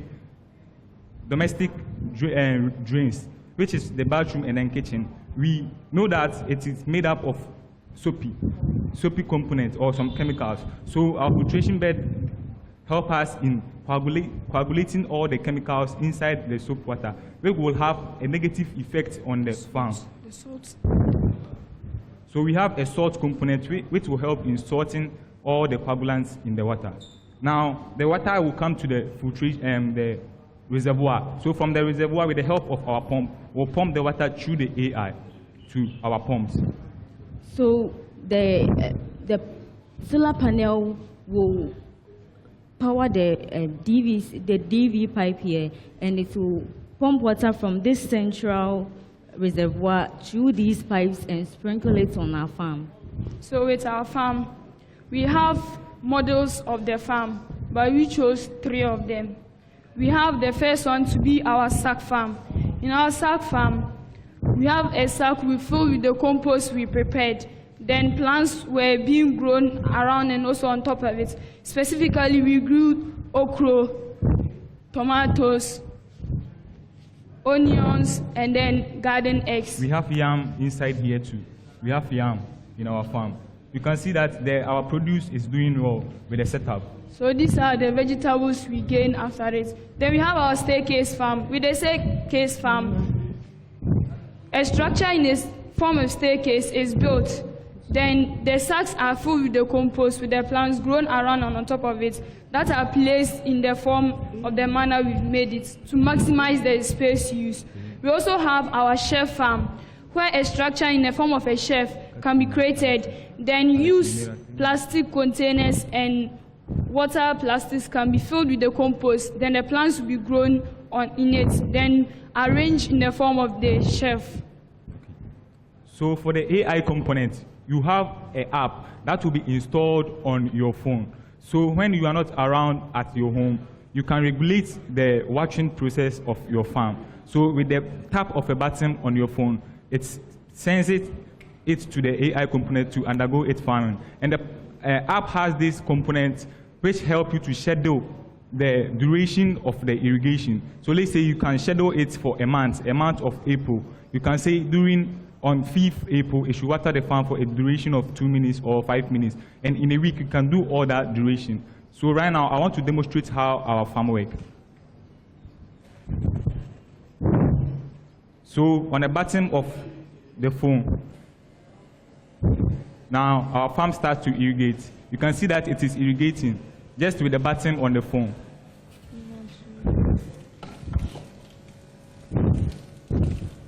So it is irrigating. So when the tap on your phone, now it will stop the irrigation process so that it will make your process convenient and efficient. So with our project, we came about some limitations. That's the connection of the pipes and also this one. Conclude. So in conclusion, our project is an idea which one well incorporated and also build upon will help city dwellers and also gardeners to relieve them of some stress, such as healthy and organic foodstuffs, the cost of vegetables and other foodstuffs, and how to utilize some of our waste into useful resources. With this project of ours, we are helping city dwellers and gardeners to live healthy and also happy in an eco-friendly environment with the use of waste, pastime, and technology. With this, Kintampo SHTS says, eat what you grow and grow what you eat at your convenience. Thank you. You know, from where I stand on the stage, I can see the smiles on the faces of some of the audience. I don't know whether the excitement stems from the fact that they can see some tomatoes and some onions and so therefore they can prepare a meal in this auditorium. I don't know what it's all about. But what I do know is that a panel of judges have a few questions and comments to make about the presentation they just heard from the Kintampo Senior High School. Panel of judges, please, over to you. Thank you very much, Kintampo SHS. This is supposed to be a farm in the city, and I'm wondering how many people or how many city dwellers will have the space to contain this anyway. But I also noticed that you have a digital detector there. Can you explain what does it do inside there? What is the role of that digital detector in the farm? So this is our digital detector. It's used to detect conditions such as the pH, the moisture content of our compost, and also the temperature. So this is how it works. Please.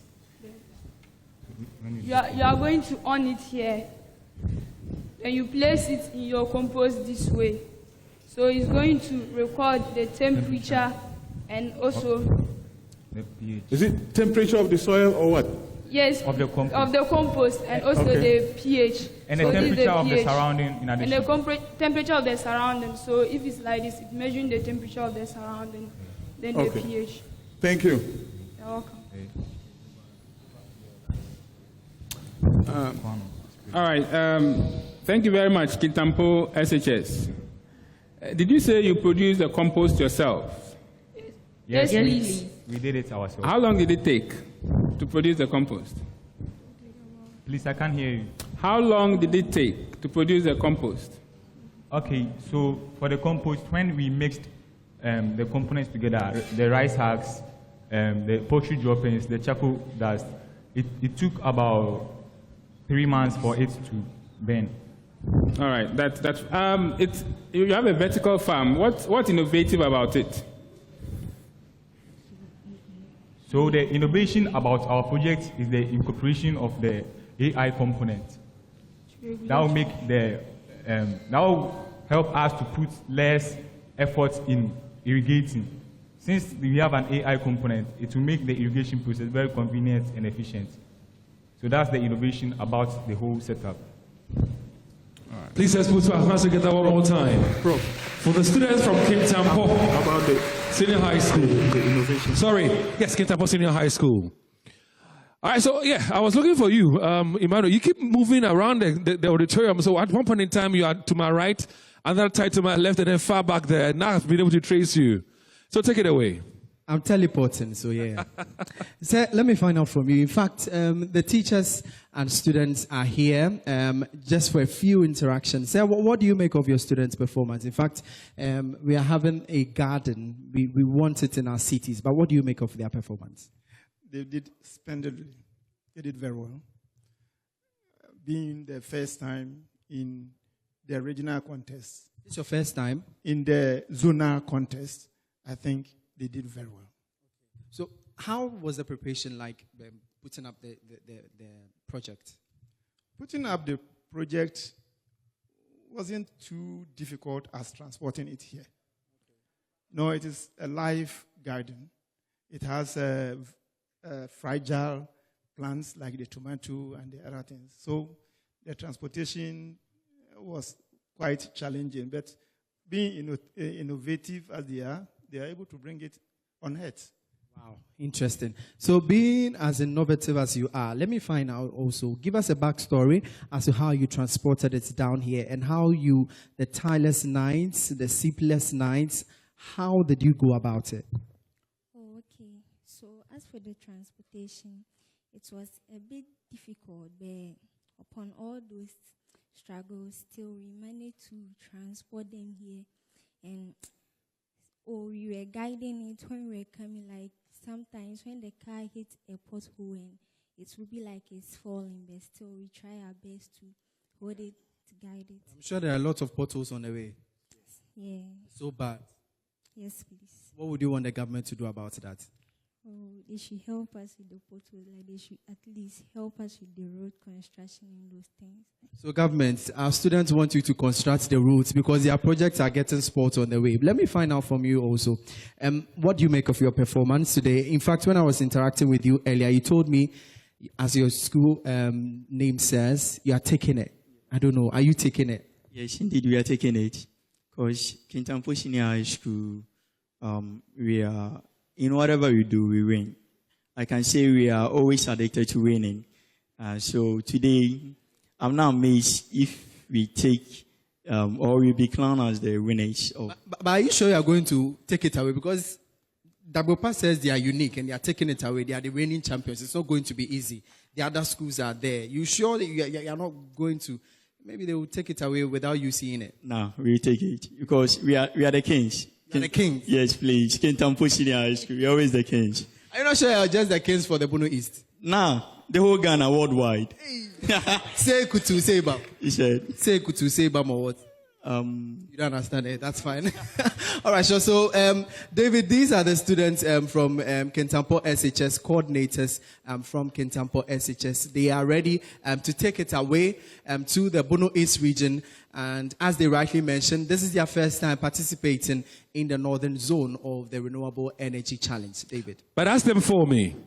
Did they just put this together for the competition's sake? Or back at home, they have some in their homes or at school? So let me find out for you. No, for the students, actually. For the students, okay, yeah. Sure, that's fine. So do you have some at your home? No, please, but we try to do some. You don't have it in your home? No, please, they will do it. Do you have one? No, please. So what is going to happen if you are transporting it and it gets spoiled? How are you going to get back? Are you going to put up a new one? Yes, please. We put up a new one.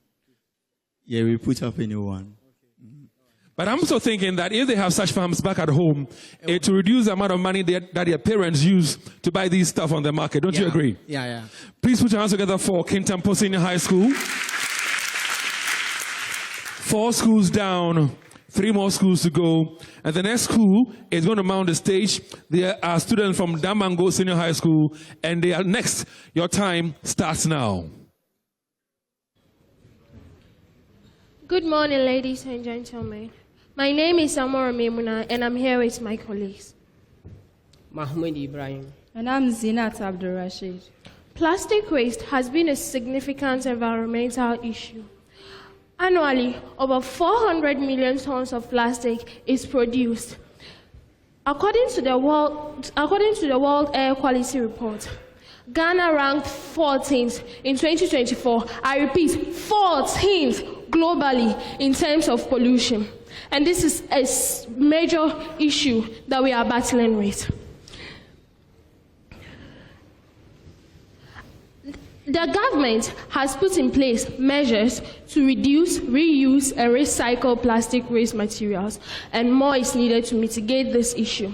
And it's for this alarming reason that our team came together to recycle waste food products into biodegradable products, because we can't stop the Ghanaian people from using plastic and disposing them, which causes flooding and pollution and leading to diseases, outspread of diseases. So we thought that if we make a bioplastic that when the people use it and it goes into the environment, it easily decomposes, then we will solve the outbreak of diseases and then pollution in the environment, leading to the flooding in the environment.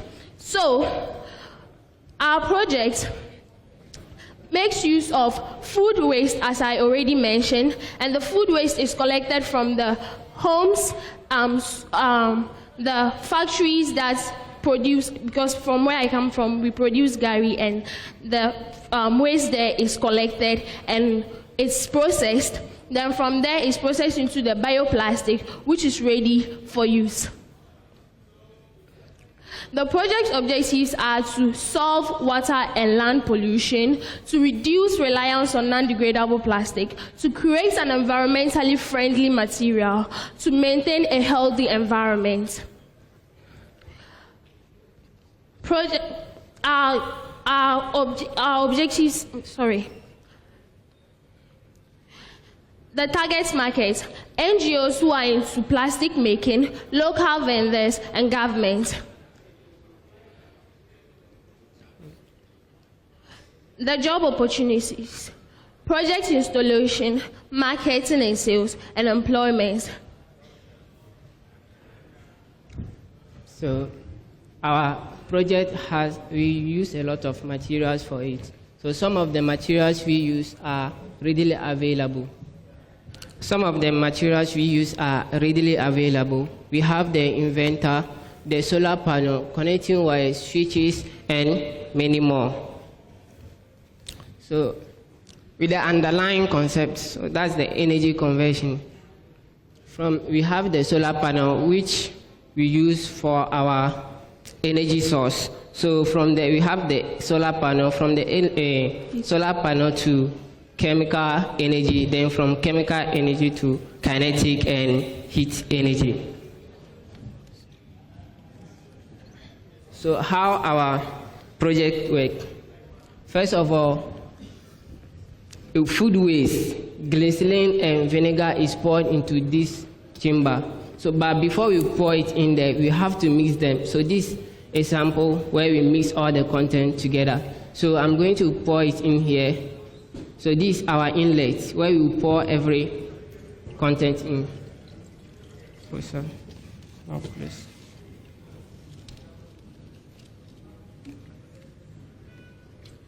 So we pour it in here. They will now turn on the heater.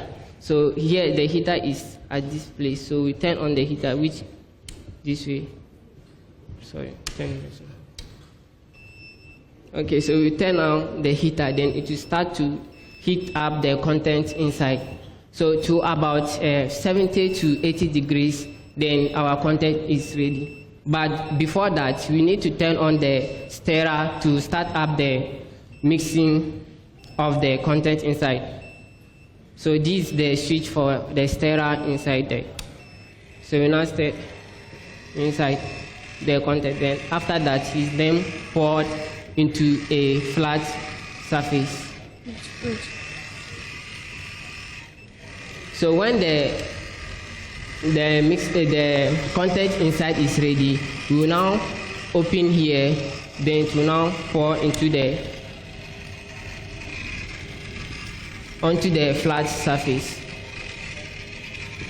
But actually, it takes a lot of time to be mixed uniformly. And with me here are samples of what we produce out of this machine.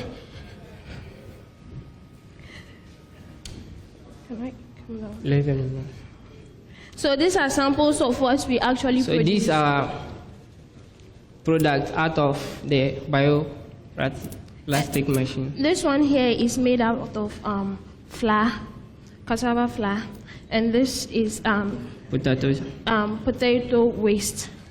This is what we make from potato waste. With all said and done, let's dig into some benefits of our project. This project here has a lot of benefits, some of which are as follows. This project is to help reduce the non-biodegradable materials, and also this project is cost effective. It opens job opportunities, and also this project is very sustainable. In conclusion, our innovative approach to bioplastic production, which offers a promising solution to the global plastic pollution crisis, supporting a more circular economy. Particularly, our project simply makes use of waste food materials and also seek to completely do away with the non-biodegradable materials, which has over the years caused a lot of havoc to the environment and also include flooding issues in Ghana as well. But our project is here to reduce these issues, creating an sustainable environment. I hope by now we should be smiling because this project is here to save lives and properties. Together, let's move from a dirty Ghana to a clean Ghana, from the 14th most dirtiest country to the most cleanest country in the world. Thank you. Thank you.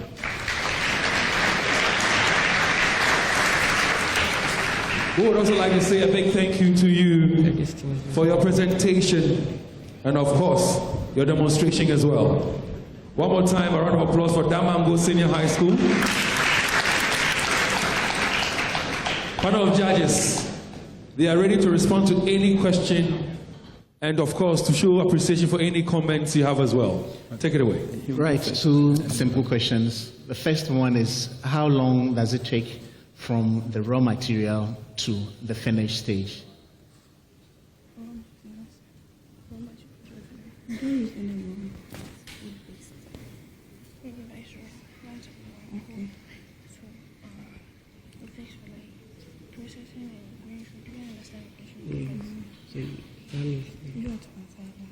How long does it take? So the heating, it uses about 13 minutes.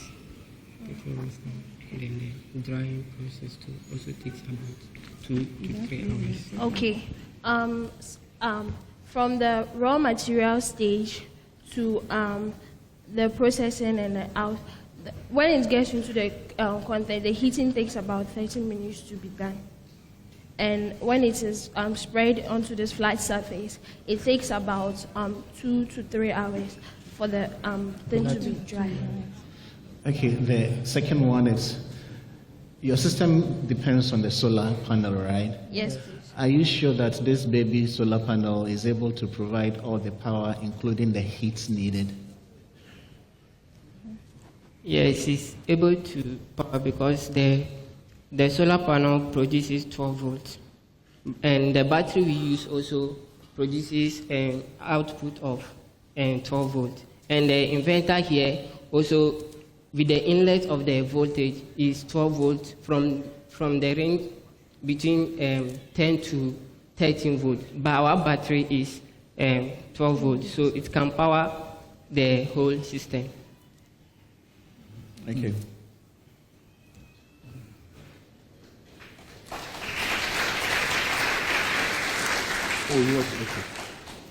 Thank you very much. Yes, there is a heating process in your system. I want to find out, after everything, there should be a byproduct of the heating. Where does it go? Do you release it into the air, or how? The heating, when it is heated, when it's heated, the energy is released out. So the impression is where does it go? Is it outside or it stays? We let it out. The heating remains in the container because the container is being sealed, so it remains inside, but it does not affect the It does not affect the environment. Yes. Actually, the heating process is done in the container, as we said, and it does not affect the environment, actually. It does not affect the environment.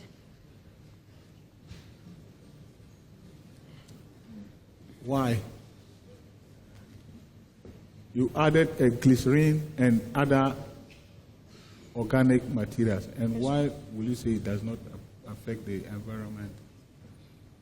Please, I didn't get you. I'm saying that you've added a lot of materials into it. Yes, please. And why can you say it doesn't affect the environment when there's a heating process? Even when you are boiling water, something happens, vapor escapes, right?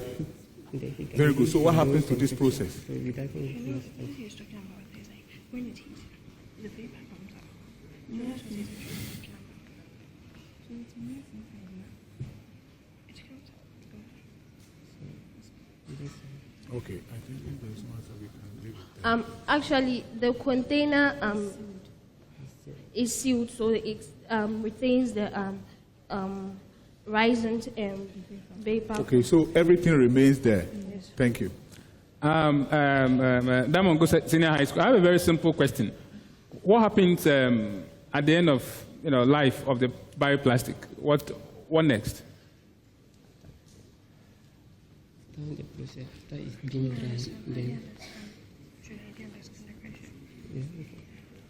Sir, please, we didn't get the question. I mean, after I finish using the plastic, it becomes waste. What next? So that's actually the reason why we made it. So after it becomes waste and you dump it into the environment, it can easily decompose and retains, and it also serves as a mulching system for the environment as well. Okay, so it's not like you take it and use it as a composting material or anything. You expect it to just degrade by itself. Yes. Okay, thank you very much.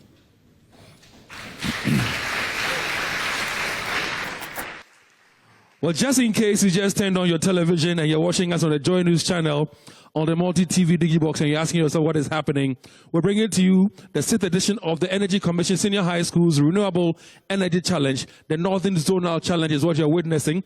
On Saturday, we had the Southern Zonal competition. And today, we're going to pick 3 schools that will be advancing to the national stage of the competition. Just gone by were students from Damango Senior High School. And up next, we have Sunyani Senior High School. But before then, Emmanuel Braikweku, take it away.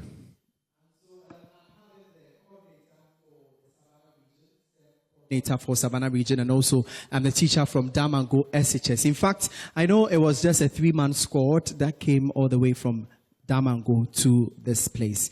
Let me find out from you, how was the preparation in your school coming to this challenge? You tell me this is your first time participating. Tell me about it. Thank you very much. Indeed, Damango Senior High School has, for the past 4 years, participated participated in the regional levels, but this is the first time we have made it to the zona. So indeed, coming here is a privilege, and we're very happy that this time around we're here. Is there any experience you are going to take along with you, should in case you couldn't you are not going to qualify to the next stage?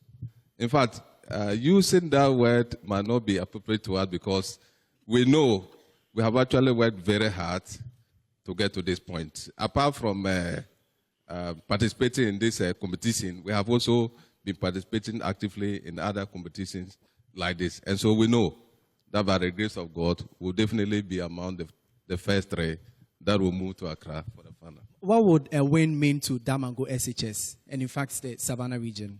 In fact, a win will be a high reward to our hard work. Because just as I indicated earlier, we have on a number of times tried to get to this point and we have not. And this time around, we have actually worked very hard. So qualifying or winning will be a reward to us, and we'll indeed be happy. Sure. So let me also find out from you. You are the STEM coordinator for the region. In terms of STEM education, how is it like? Do you have any challenges or any success stories you have had over the years? Yes. Being a young region, we actually have some few challenges, but we are working very hard to surmount those challenges. We have been participating in most STEM activities.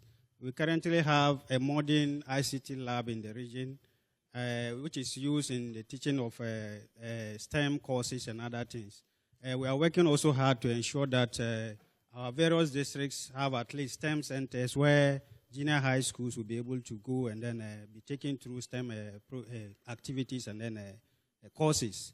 It's not been easy being a young region and then with all those challenges, but we have chopped some successes. We have participated in several challenges where we were either first or second or third. Last 2 years, we were in Cape Coast for a similar challenge. We were second among the 8 regions that were there. Some few years back, we also participated in a competition organized by the Environmental Protection Agency. We were first among the 8 regions that participated. And as part of our award, our teacher was taken to Dubai to enjoy some holidays. Even though we are a young region, we are doing very great in terms of STEM. Indeed, even though they are a young region and with some resource challenges, they are still thriving and putting in their best to ensure that students in the Savannah region get what STEM has to offer to the entire nation. And so, David, these are the interactions or the comments from the teacher and also coordinator from the Savannah region and Damango SHS. And young as they are, they've really been doing so well. A round of applause for them. We wish them well, hoping that at the end of the competition today, they might advance to the nationals. We've got 2 more schools to do their presentation and demonstration, and then we'll bring to you the 3 winning schools that will be advancing to the nationals. We've got Sunyani Senior High School and Ola Girls Secondary School. But for now, it's a turn of Sunyani Senior High School to mount the stage and showcase what they have.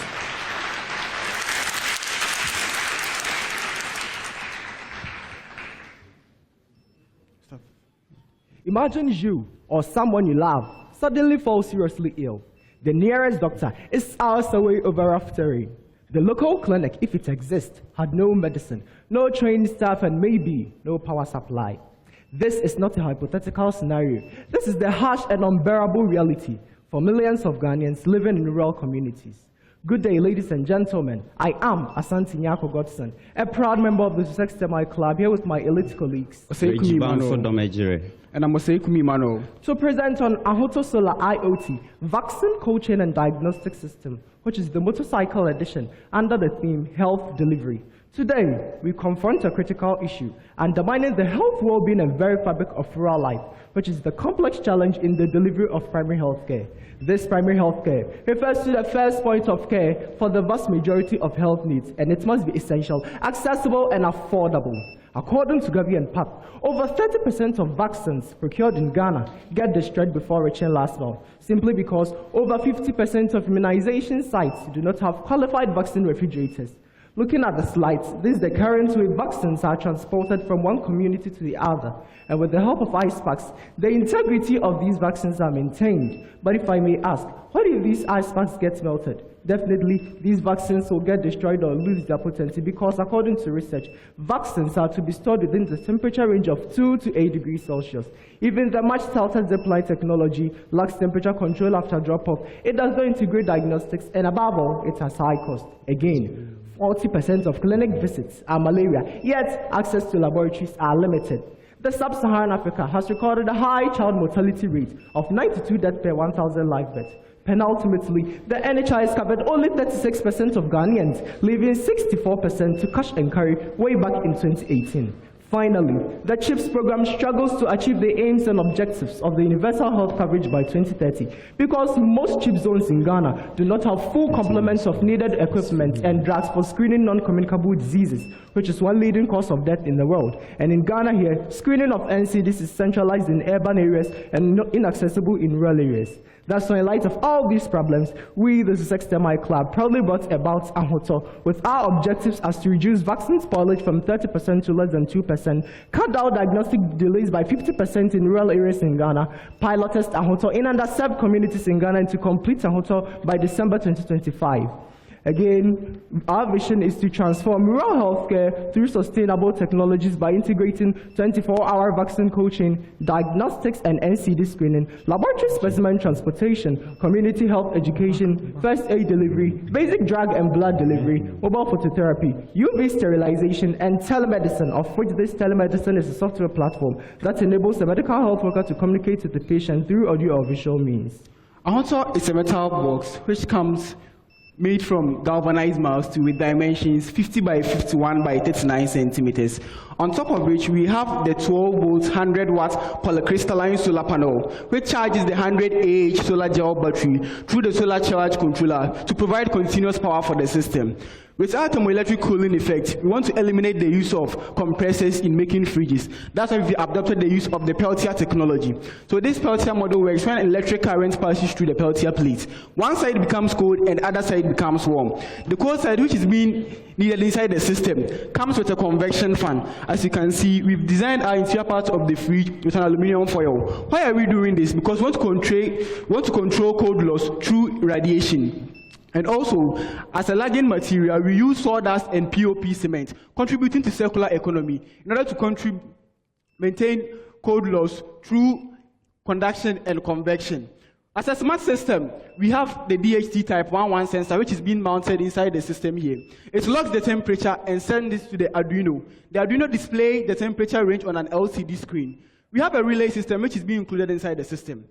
As said by the WHO, the vaccine needs 2 to 8 degrees Celsius temperature range. So when the temperature falls below 2 degrees Celsius, the relay system will cut off power supply to the fridge. Also, when it rises above 8 degrees Celsius also, an alarming sound will be beeping to alert the medical practitioner that the temperature range for these vaccines is not suitable. Now, what if the medical practitioner is not closer to the system? We've integrated a GSM model. This GSM model will send live SMS text messages to the medical practitioner, alerting him or her about the temperature range for these vaccines inside the fridge. And as you can see from our slide, this is the test runs that we were able to run with the Peltier technology for 9 days, and the temperature range as is being shown. With our MP3 model, we want to include the community health education. So we've recorded live preventive health tips on malaria and hypertension. So we've scheduled it in local dialects, which plays promoting health literacy in our rural areas. With the GSM model, as I mentioned earlier, now we have the GPS location. This GPS will enable us to track delivery routes and also it will ensure emergency dispatch, such as the COVID. So when we are in a pandemic where we need a system to distribute vaccines across the nation, Ahoto is ready to pilot its operation in these rural communities. Now we want to eliminate the use of chemicals for sterilizing surgical equipment. That's why we are using the UVC light of wavelength 254 nanometers. Because from our research, we came to know that based on its efficiency, it's able to sterilize surgical equipment between use by disrupting the DNA of these microorganisms by 99.9%. NCDs is escalating with a rate of 41.8% of hypertension being prevalent, and unfortunately, 79% are left undiagnosed. And Ahoto addresses this challenge with a diagnostic chamber, which contains some of these diagnostic tools, like the Moactive for early diagnosis of malnutrition in children. We have the glucometer for diagnosis of diabetes. We also have the 4-in-1 RDT test kit, which helps in early diagnosis of cardiovascular diseases, chronic respiratory diseases, diabetes, and hypertension. Ladies and gentlemen, Ahonto comes in two forms of impact, the social and environmental. The environmental impact of Ahonto is that, one, it's meant to eliminate diesel refrigerators to reduce CO2 emission. It's with a special mixture of the sawdust and binding material to replace styrofoam, which is not environmentally friendly, and to contribute to circular economy. Also, it reduces vaccine spoilage from 30% to less than 2%, and it uses no CFCs in its operation. It uses the solar energy in its operation, and it's scalable. It is replicable within communities in Ghana and Africa. Ahonto is it reaches remote villages via the motorcycle, unlike other health systems that are stationary, which requires the patient to still travel for health care. It aligns with the UN Sustainable Development Goal 3, which is good health and serving clean energy. And this project contributes to job opportunities in the society as we teach the local youth the maintenance and fabrication of it. And moreover, ladies and gentlemen, with our business consideration, Ahonto, you see here, the prototype costs 8,000 Ghana cedis, excluding the solar panel and then the battery, with a selling price of 13,000 Ghana cedis, with a profit margin of 2,000 Ghana cedis.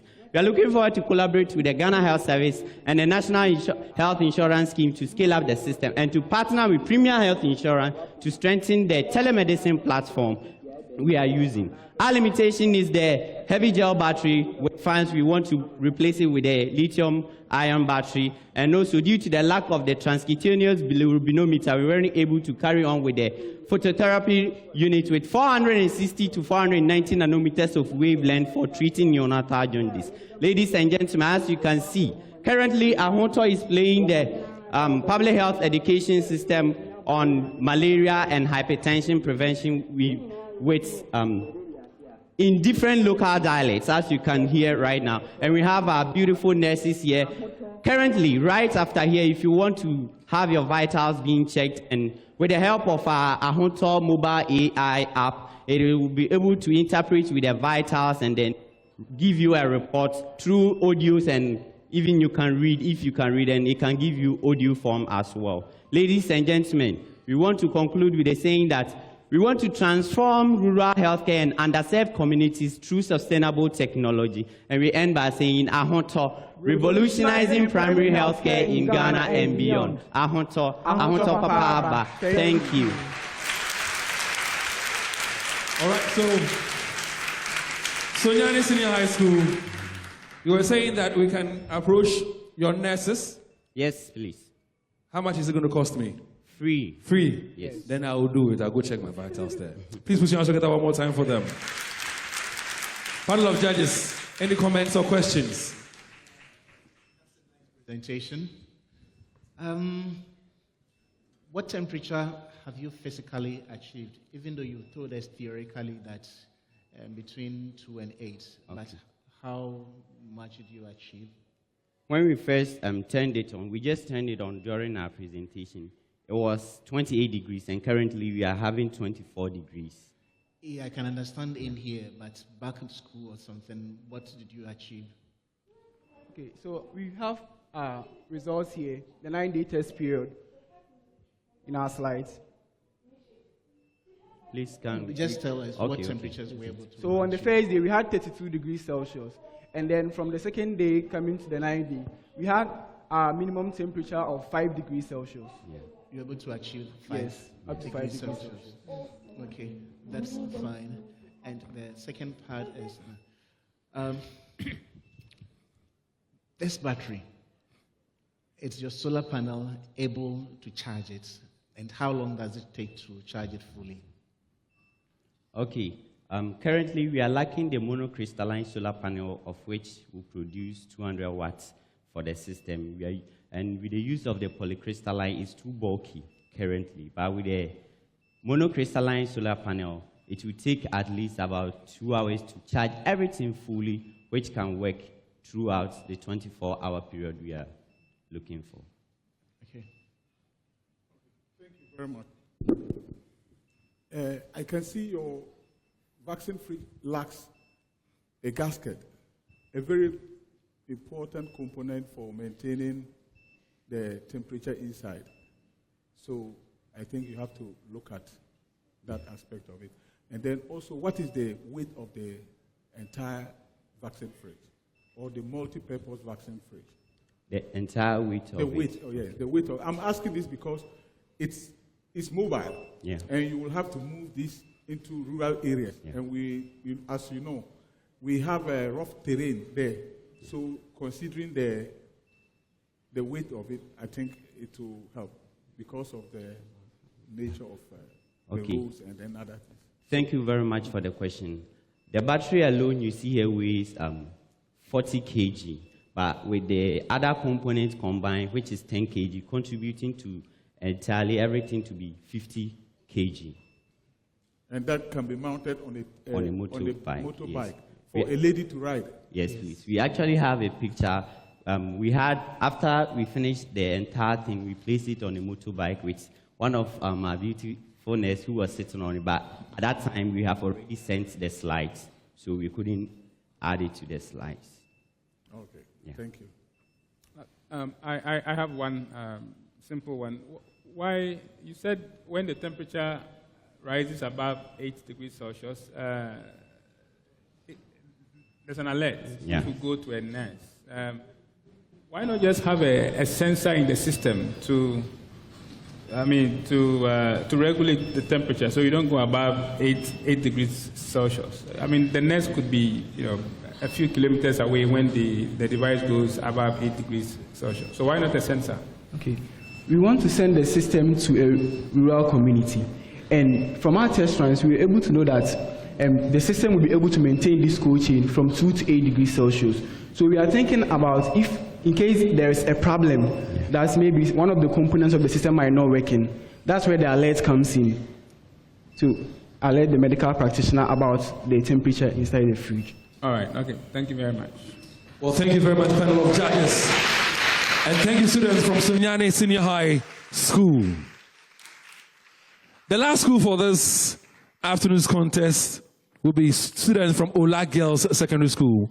But before they join us here, Emmanuel Bride Kweku, where I'm standing, I can see you. The cameras haven't picked you up yet, so you tell us who you are with and then you engage with them. All right, sure. So, David, I am with the student and coordinator from Sunyani SHS, coming all the way from the Bono region, and they are representing the Bono region in this year's competition. In fact, the teacher, I don't know how you found your presentation. Was it something spectacular, or how would you find or call or describe it? It's spot on and impactful. Impactful. Yes. If you say impactful, help me understand. How is this project? I know your students have explained, but how is it going to help the Bono region generally and even Ghana? This project is not just about the Bono region. It's about the many rural dwellers who have been marginalized and they are not getting access to quality healthcare. So this project is aimed at moving healthcare, primary healthcare, to the doorstep of the rural Ghanaian. And we believe very well that if this project is given the nod, that gap that has been created between those living in the rural areas and then in the cities will be bridged. Have you tried testing it in the rural area you are? Have you tried moving it there? We are in the project development cycle. So I would say we are still in testing, but the few trials that we have run indicates that if we were to be given enough funding to finish developing the project, we should be able to bridge that gap. All right, sure. Thank you. Now, student, let me also find out from you. In terms of the challenges you encountered during this project, can you tell me what really were the challenges? Were there any resources you needed that you couldn't find, or were there sleepless nights? Just tell me about the backstory. All right. For us to begin this project, first of all, we're writing our exam. So you have to get time with the exam and presentation, construction of the device as well. And also, we needed fund to make it all metallic. But because we did not get enough resource, we have to use some part as metallic and also other part as wood as well. Okay, so this, in terms of you combining the exam bit and also the project, tell me personally, was it draining? Yes, please. Was draining how? Like, I have to study for my mock, and as well, I have to do my presentation as well, and also the construction of the device. 3 things at a time. I cannot do all the things, so it was very stressful as well. It was stressful. So what would a win mean to you? Should you, after combining all these stress and winning today, what would that win mean to you? All right, with the win, when we're able to win today, I think it will be a good thing for us, and with our knowledge that we have come out, we are going to transform the rural areas. For me, example, where I'm coming from, you have to walk a mile before you get access to primary health care or a church compound. So with this system, when it comes around, the nurses will come there at the doorstep of the individuals in that village. You don't have to walk a distance before you get access to primary health care. Okay, so where are you coming from? I'm from the Bruno East region. Okay. Where specifically? The village of called Mampong. Okay, Mampong. Okay, so have you had any plans or negotiations with the CHIPS compound in the area that you have this project available and you want to bring it to them? Have you had any of that? No, not really, because we are now in school in the Bono region. Unless I go home, then I'll go and talk to them. Or my master is here. We can go out when we win this competition to talk about a hotel mobile. A hotel mobile. All right. Memainti. Hey, the film is down. This is one day. The Memainti song. Memainti. Memainti. Memainti. And so these are the students and coordinator from Sunyani SHS. And in fact, you can take your seat. David, I think I have to answer or give my questions out. Yes, please. Because I have some 2 solar lamps available for anyone who will be answering my question for me. Please, are you ready? The room is a bit dull. I don't know why. Are you ready? Yes. All right, so my question is, apart from solar, hydro, wind, bioenergy, what are the 2 other forms of renewable energy? Hey, Sunyani. Dabokpa. University. Oh, you are not part, so you don't want to take it away. It's for all of you. All right, sure. Okay, sure. Let me give it to you. Okay, so we have geothermal energy, and we also have nuclear energy. Geothermal and nuclear energy. Let me consult for my consultant and see if that is the right answer. In fact, it looks as if, as a science student myself, I'm forgetting some things, but I have to consult. Okay, so from my consultants, it looks as if you might not get the answer. Okay, no. I think I can give it to you. Any other? Okay, Dabokpa, let's go. Okay, my lady from Dabokpa, let's go. Water too is a renewable energy. I said hydro. So water qualifies as hydro. I said apart from the hydro, wind, thermal, and then bioenergy. What other? Wow. You'd have to come to me so that we find the answer. So, in fact, this is our solar lamp, and it is being powered by the Ministry of Energy and Green Transition, and they are sponsoring this solar lamp, giving it out to our students. Once you answer a question from me, I give this to you. In fact, we are grateful to the Ministry of Energy and Green Transition for this gift we are giving out to our students. So, what is the answer? Geothermal and tidal energy. Geothermal and tidal energy. All right, sure. Maybe I'll give it to you. You can take it. All right, so a round of applause for him. So, David, if our next school, that's Ola Girls, all the way from the Ahafu region, they are ready, they can take us away. Indeed, they are ready, and they're more than ready to take it away. If the judges give us a nod that they themselves are ready. Judges, are you ready? The judges have given us a thumbs up. And so, Ola Girls, over to you. A warm greetings to everybody. I am Queen Alexis Edisewa Arthur, and I am honored to be standing here once again.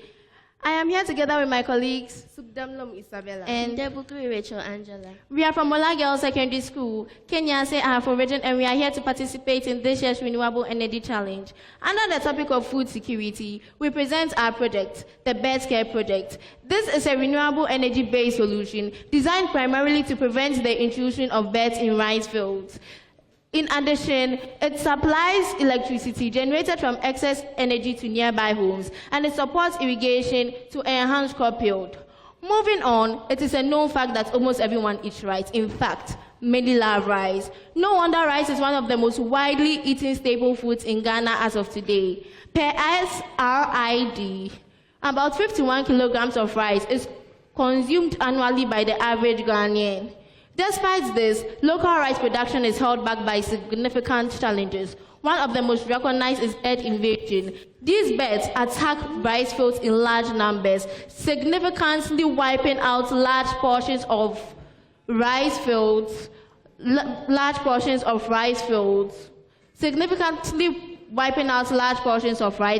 slashing harvests and forcing farmers to count their losses season after season. Statistically, about 73% to 83% of rice farms in the northern, Volta, Upper East, Upper West, Eastern and Ashanti regions have been affected by bird damage, resulting in an average loss of 1,206 Ghana cedis per rice season.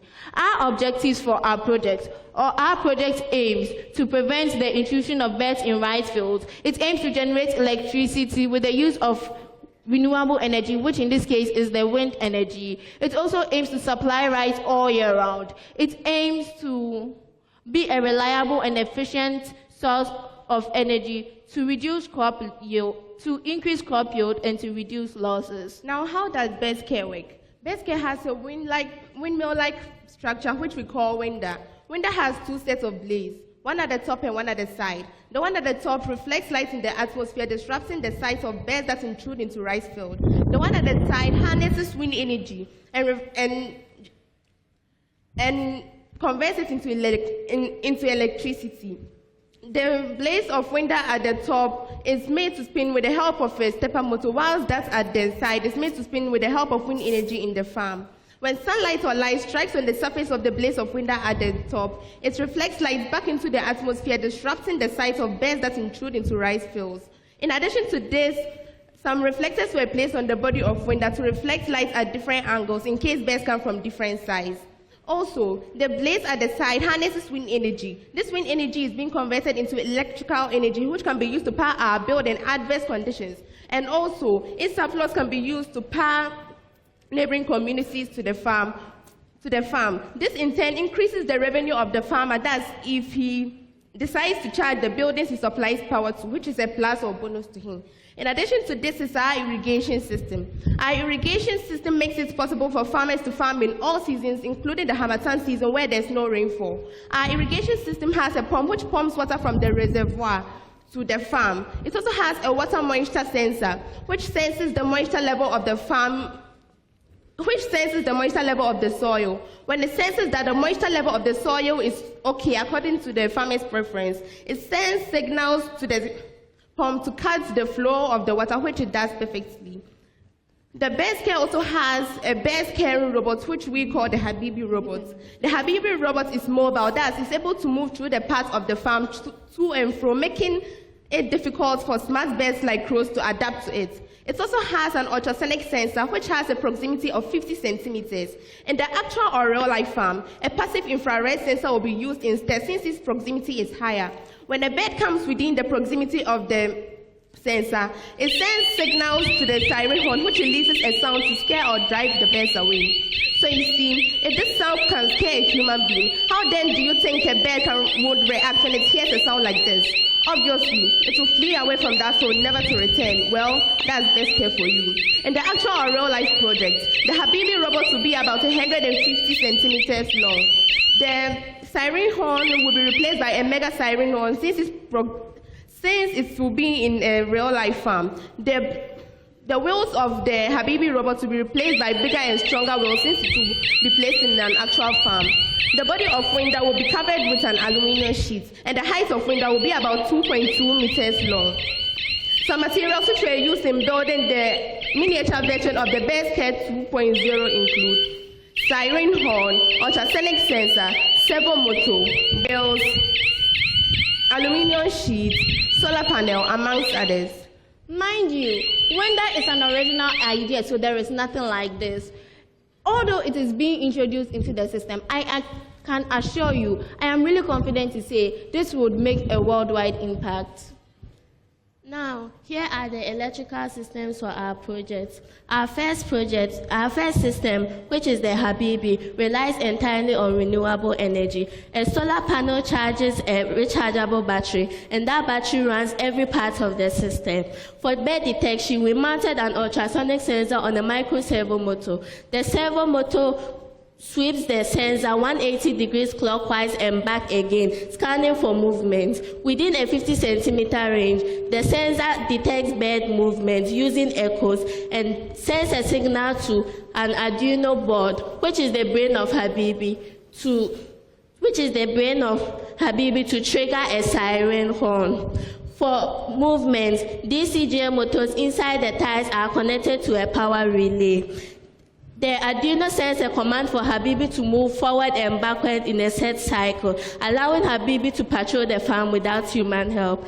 For our second system, which is the irrigation setup,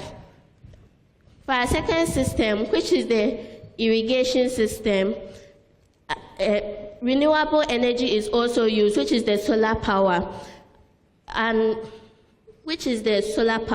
A pump is connected to a power relay, and an analog soil moisture sensor is also connected to an analog relay. An Arduino board monitors the soil's moisture level. If it drops below a preset threshold, the pump is activated.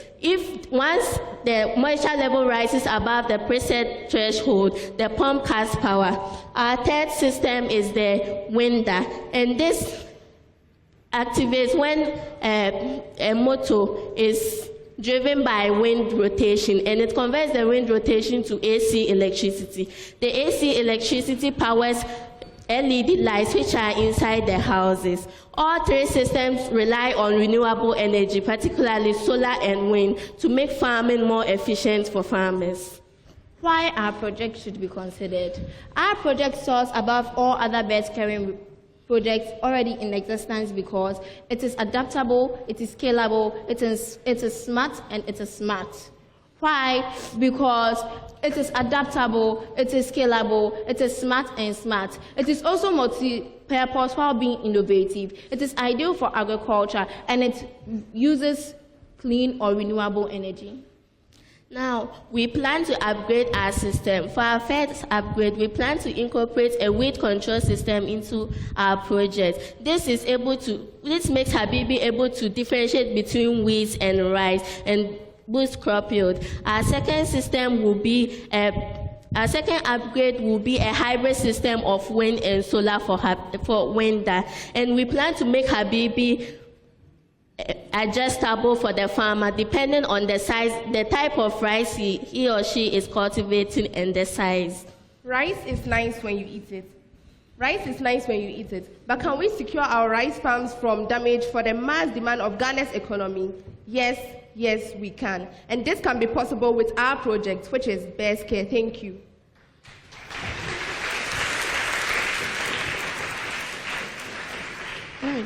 Should I turn off the power?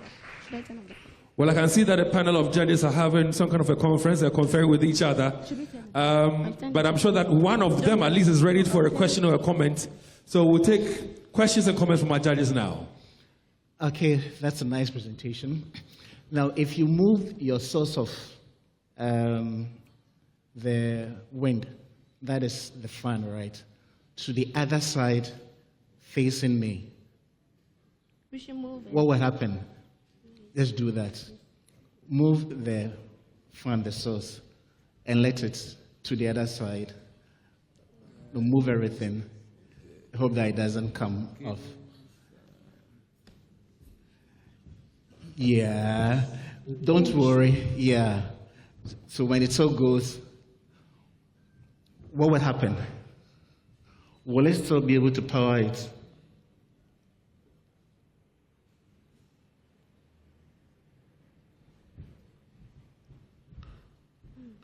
Okay, so why is there a difference? That is because wind moves in a perpendicular direction, so it comes vertically. So our project would catch the wind as it comes. And then our windmill is designed to be perpendicular to wind flow. And for a wind, or for windmills to work, that's how it's like, that's how it will catch the wind. I agree, but the wind does not move in only one direction. Yes, So when the wind direction changes, what happens?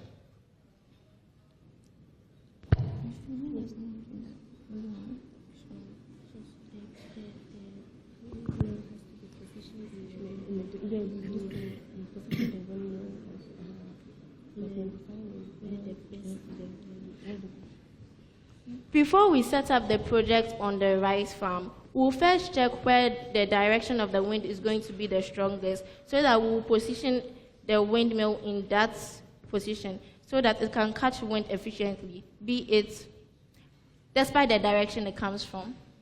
Okay.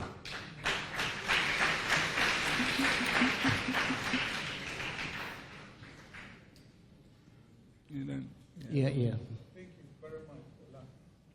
What is the total power generation of your wind system?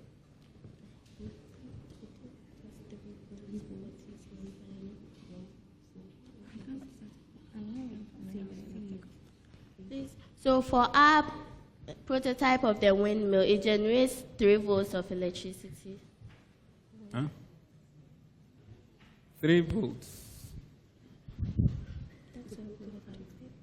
For this prototype, not on the live form, for this particular prototype here, it generates 3 volts. We used LED lights instead of, we use LED lights for demonstration purposes. So we cannot use like a wide amount of volts to power something so small. And since the electricity is just being supplied to the LED lights. Water spilling. From the windmill. All right, so Judge, the first judge, hold the line for me. And we're still live on television on the JoyNews channel. That's on the multi-TV Jiggy Box. And of course, we are live on Facebook also and on JoyNews. Now, we had a slight challenge. It's been rectified. So, Judge, one over to you. Energy is being powered to Hello. You have used some moisture detector there. Now, considering the area of where you have cropped, the moisture may not be the same everywhere. So how do you mitigate for that?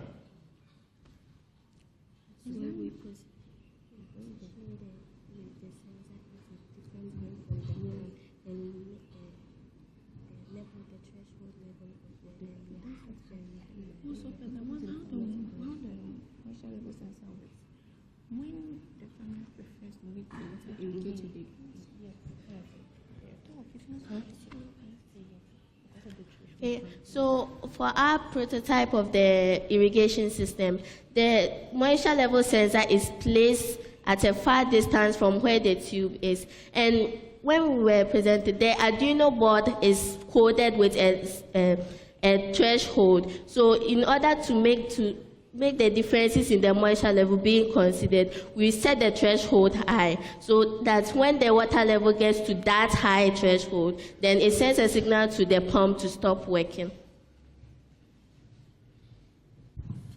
All right. Thank you very much, Ola. I have just a single question. Habibi, that's the name of the that guy sitting there. How many Habibis do you need per a defined size of your farm? Example, 1 Habibi per hectare or 1 Habibi per acre, etc. How many Habibis do you need per? Habibis meaning amphibians. It depends on the sensor. So depending on the sensor, you can use 1 Habibi for anything. It depends on the proximity. Sir, please, Habibi, in terms of the number that would be used, it depends on the sensor, the proximity of the sensor. So if your farm is small, we would use a smaller sensor. That way. No, assuming I have a 50-hectare rice farm, I will need a number of Habibis. That's why I want to know how many per a defined size.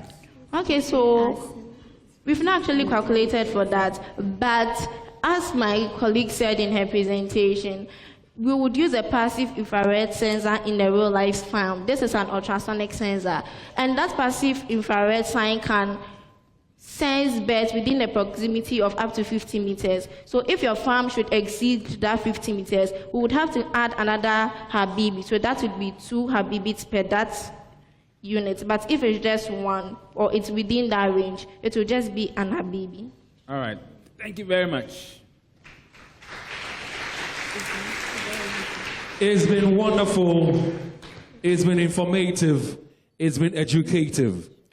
We have been on television from 10, and I'm sure that all our viewers have enjoyed themselves watching these young minds wow us all. Ladies and gentlemen, one more time, a round of applause for all the schools that competed today. Walewale Senior High Technical School, Bolgatanga Senior High School. Keep the applause going. Bolgatanga Senior High School, Dabokpa Technical Institute, Kintampo Senior High School, Damango Senior High School, Sunyani Senior High School, and Ola Girls Secondary School, whom of course you just witnessed through their presentation. As I speak, I can see that Emmanuel Bright Kweko has been sandwiched by 2 gentlemen and a lady. Emmanuel, do your thing.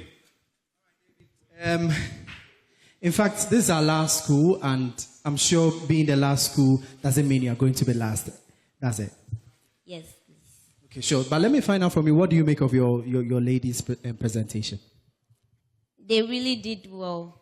We kept our best in everything we did, building up the project and then the presentation. So I think we are top. You think, or you know, or you are sure? I know. I am assured that we are on the top list. You're on the top list? Yes. The last shall become first? Yes. All right, sure. So let me also find out from you, in terms of you building the project entirely, how challenging was it for you as the coordinator for the school? Actually, the whole idea was from the students, from the start to the end. Normally, they may encounter some challenges, but with the guidance, they were able to overcome them.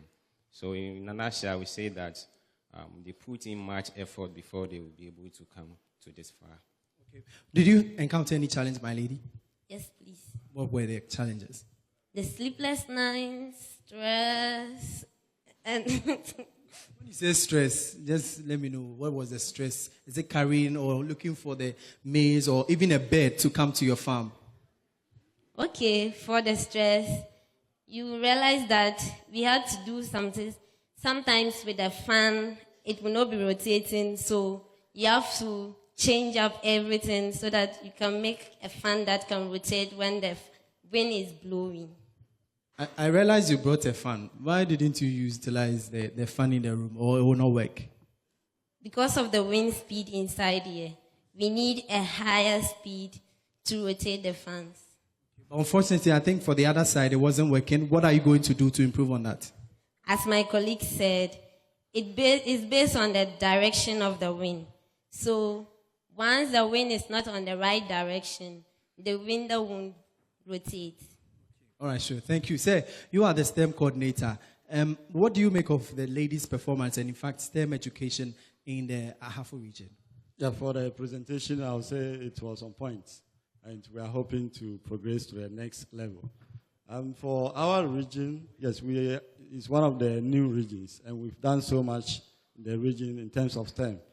In this particular competition, we've been to 3 finals out of the 5 finals. And last year, this same school represented the region at the finals, and we are hoping, as they are here, they will take us to the finals again. Are you sure you are going to the finals? Yes. Just give me the rate. What percentage? As in? The percentage of you qualifying to the next stage. Okay, 99.9%. So the 0.009, who is taking it? I'll give it to myself. All right, so thank you very much. Thank you very much for interacting with me. These are the teachers and also students from Ola Girls SHS, and they are representing the Ahafo region. Last year, unfortunately, they qualified to the grand finale, and this time round, they are also hoping to qualify to the next stage of the Energy Commission SHS Renewable Energy Challenge. In fact, last Saturday, I had the schools in here give me a bit of morale. And I know that the students in here are ready for some jama. Are you not ready? Hey, it looks like Dabokpa is even more ready than that. Are you ready? Let me go to Dabokpa. They brought that thing, so let me go to them. Dabokpa, are you ready? They are the reigning champions for the Northern Zone. So please get up for me and let's have a bit of some morale from Ghana's Northern region. All right, let's go. Go. And go.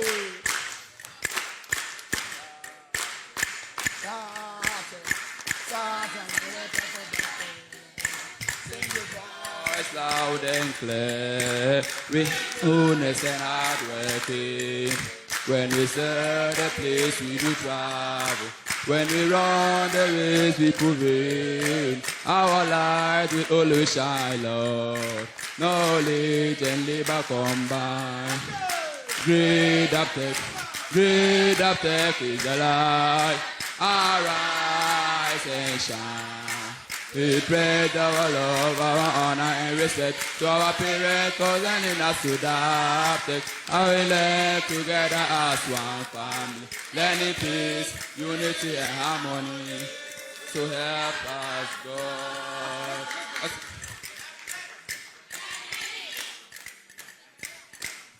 Today, tomorrow no more. If I die today, I will die no more. Today, tomorrow no more. If I die today, I will die no more. I said today. Doctor go do wonders today. Doctor go do wonders today. Mr. and Doctor Baron Wajuma and Mr. and Doctor Baron Wajuma and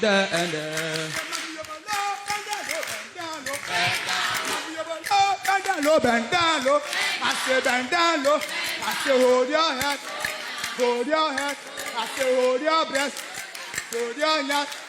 Mami yobolo, bendalo, Mami yobolo,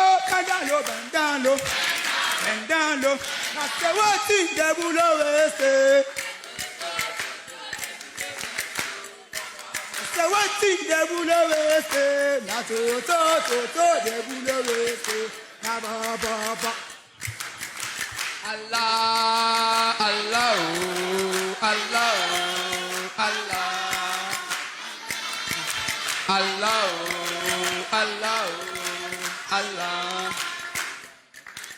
Allah Kubado.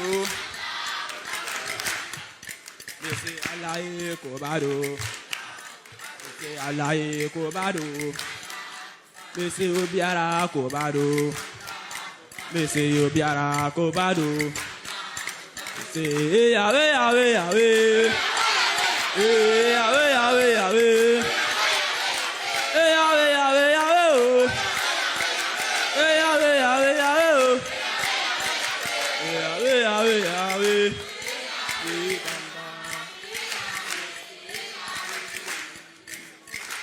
Baba God, I believe everything that you say. As you talk about, you go do it. Baba God. All right, sure. So a round of applause for the students from Dabokpa SHS. In fact, I think they are ready for retaining the challenge. In fact, it looks as if they all want to, and the schools want to compete for the morale session. You can see the boys from Kumasi Technical Institute and David. But all right, so let's do this. Okay. Let's do this. Okay. Let's announce the results. Okay. Once we're done with the announcements, we'll give the floor to students from KTI, then to give us some morale. All right, sure. So you can take us away. And they are the Canadians. All right. We'd like to announce to you that we've come to the end of the 6th edition of the Energy Commission Senior High Schools Renewable Energy Challenge for the Northern Zonal Challenge. It came your way from the Engineering Auditorium KN UST. Now, before I announce the results, join me in saying a big thank you to our sponsors, GIZ, Ashesi University, Volta River Authority, Greenfields Ambassadors, and Star Oil. A round of applause for all of our sponsors. We say thank you very much. We'd also like to salute a panel of judges, and our judges were Professor Francis Kamaso, Professor at the Department of Agricultural and Biosystems Engineering and Dean of the Faculty of Mechanical and Chemical Engineering, KNUST. Prof, thanks very much. Dr. Kofi Ampoma Benefo, Senior Research Scientist at the Council of Scientific and Industrial Research, Institute of Industrial Research. Thank you very much, Doc. And Mr. Chester Anaba Ayerbiri, Regional Clinical Engineering Manager for the Western Region, Ghana Health Services. Thanks very much for your time as well. Now, listen carefully to this. For the participating schools, your transportation will be catered for in full.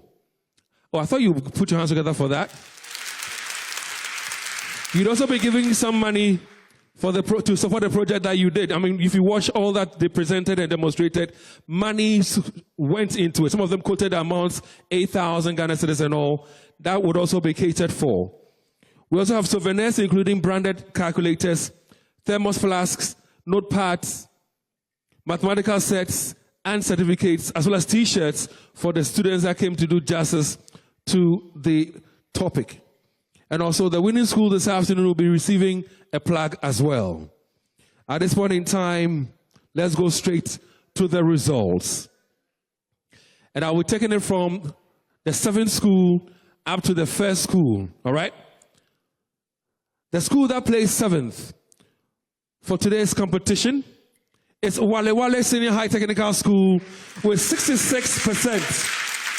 Walewale Senior High Technical School, they got 66%. Join me on stage right now. Their coaches, their teachers, and the students themselves who did the presentation. Join me right now as I call on Mr. William Boache Berfi to do the presentation.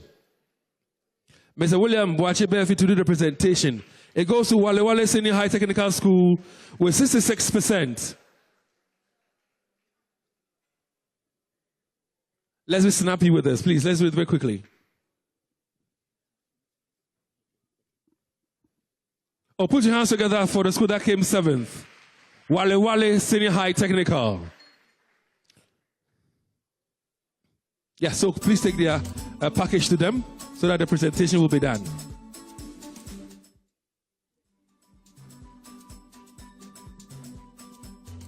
Oh, put your hands together for that one more time. Thank you very much. You've been a wonderful audience. Thank you. And smile for the cameras. Well, you did very well. You gave a good account of yourselves. We hope to see you next year. That is next year, 2026. The other school that came 6th with 70%. Ladies and gentlemen, put your hands together for students of Bolgatanga Senior High School. They got 70%. And they placed 6th. Bolgatanga Senior High School, join us on stage right now to pick up your package. The presentation will be done by Mr. Chester Anaba. Mr. Chester Anaba, join us on stage as well and do the presentation for us. The school that placed 6th this afternoon, that, is part of the Northern Zonal Challenge, is Bolgatanga Senior High School. Chester Anaba will be doing the presentation.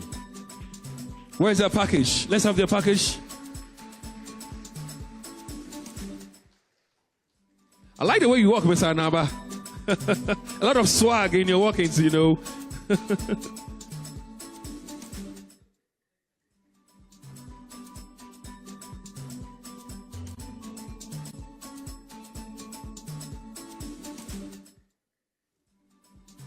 So that is the school that plays 6th.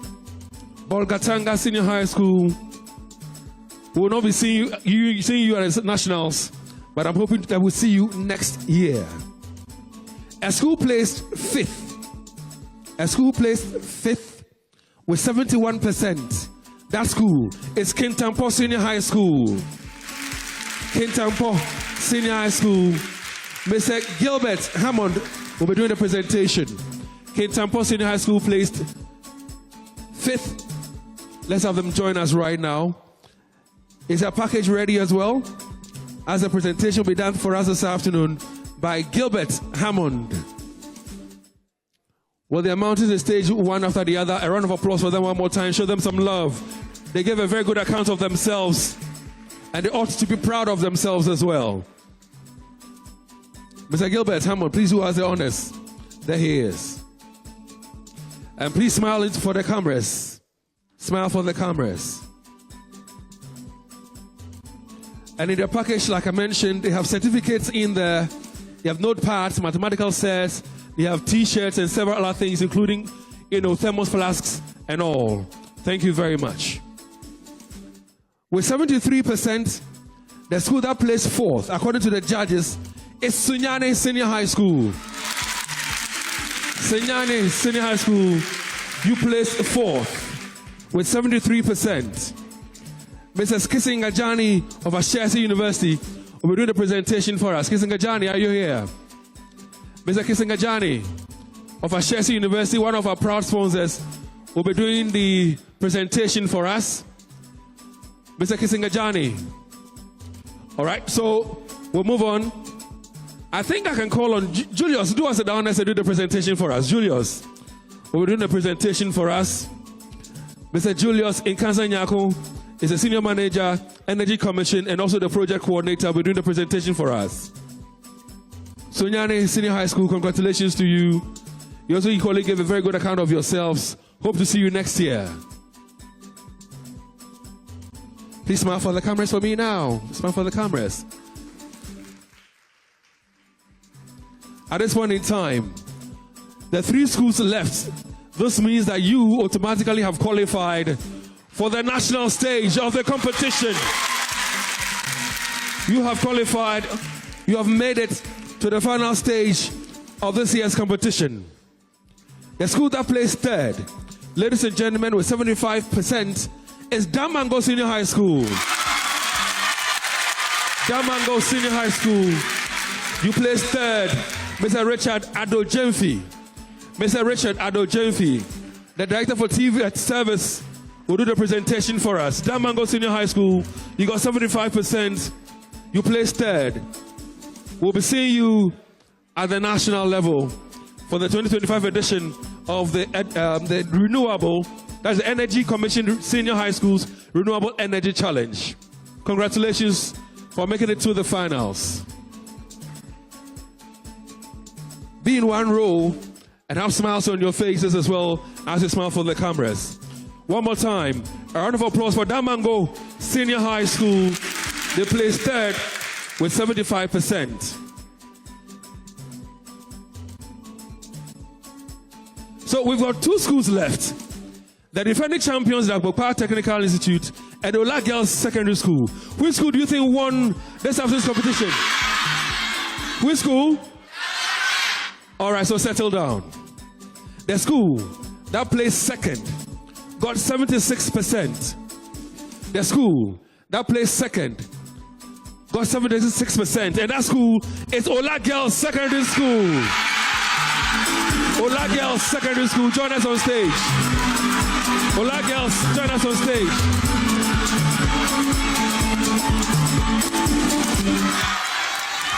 Ola Girls. Ola Girls. They placed 2nd with 76%. To do the presentation for us this afternoon is Dr. Kofi Ampoma-Beno for one of our judges. And that is Dr. Kofi Ampoma-Beno for one of our judges. He's on stage to do the presentation for us. And I like the smiles on the faces of the girls from Ola Girls Secondary School.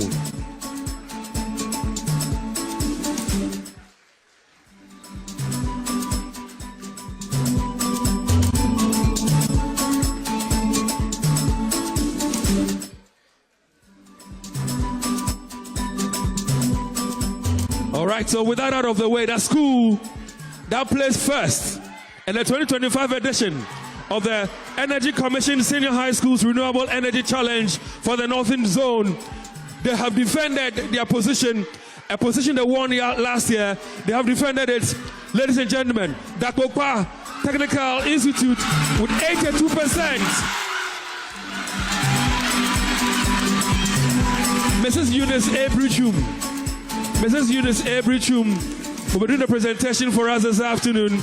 She is the Acting Executive Secretary for the Energy Commission. She is the Acting Executive Secretary for the Energy Commission, and she'll be doing the presentation for us. And at this point in time, their certificates will first of all be given to them. They'll be receiving their certificates. Then the other prizes or package will be given to them before the plug will be given to them. One more time, a round of applause for the winners. Dabokpa Technical Institute.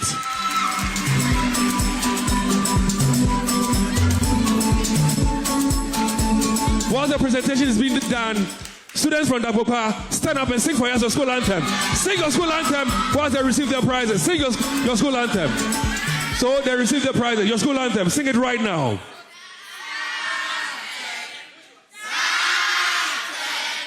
And stay on for the cameras. Stay on for the cameras.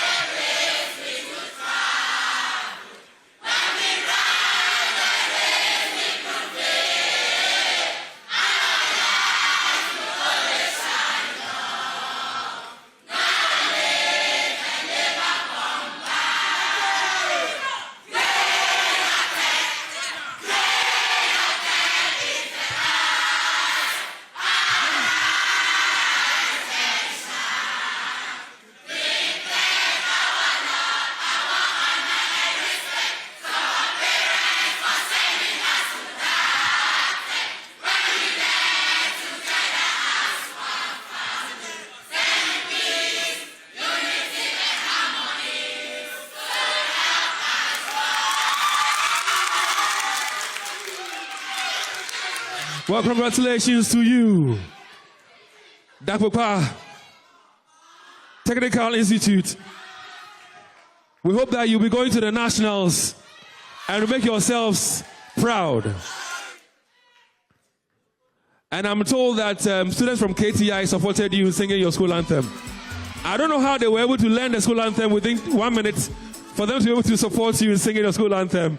But all the same, we say thank you very much. Canadians! Canadians! One more time, Canadians! Well, thank you very much. At this point in time, I'd like to invite to give to us the closing remarks Fred Kenapia, Deputy Director, Renewable Energy Regulation Energy Commission, to give to us the closing remarks. Kenapia, if you're here, please. I saw you on Saturday. I'm seeing you this afternoon. You have a very broad smile on your face. What is the smile about? Thank you very much. A hand for Dabokpa Technical Institute. Congratulations.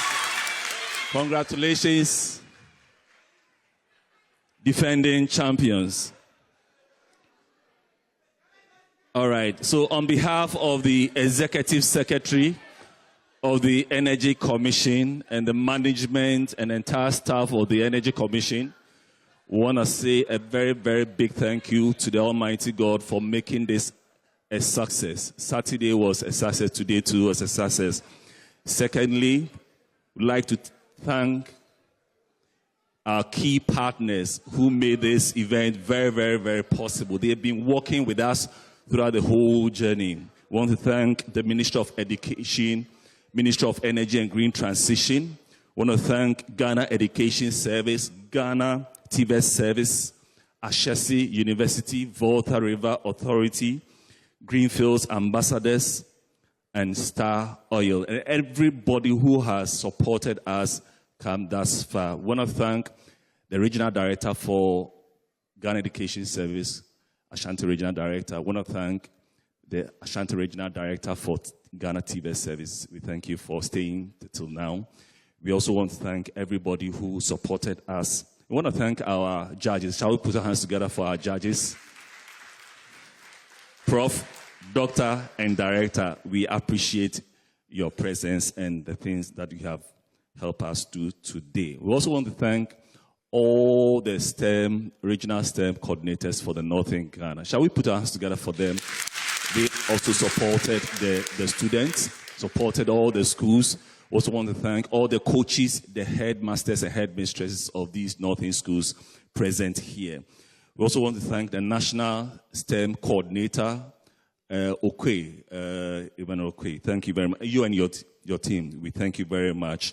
And our coordinator one, Julius Nkansanyaku, who has been heading the organization. Shall we put our hands together for him? He's called Coordinator 1. He's been doing so well. We'll give him a raise or a promotion. Yes. We also want to thank our media sponsor, media partner, JoyNews Multimedia. We thank you so much for bringing Akonkel and team. Well, thank you so much for bringing this competition to the international community for them to know. I want to have a special appeal. My executive secretary mentioned it. I just want to reiterate it. She told me to reiterate it, that we need the industrial community to come on board to support these wonderful prototypes and projects that we saw today. We also want to invite all sponsors, those who want to support us, in addition to these wonderful sponsors that we have. Please come on board and let's see how best we can support this Energy Commission Senior High School Renewable Energy Challenge to become sustainable.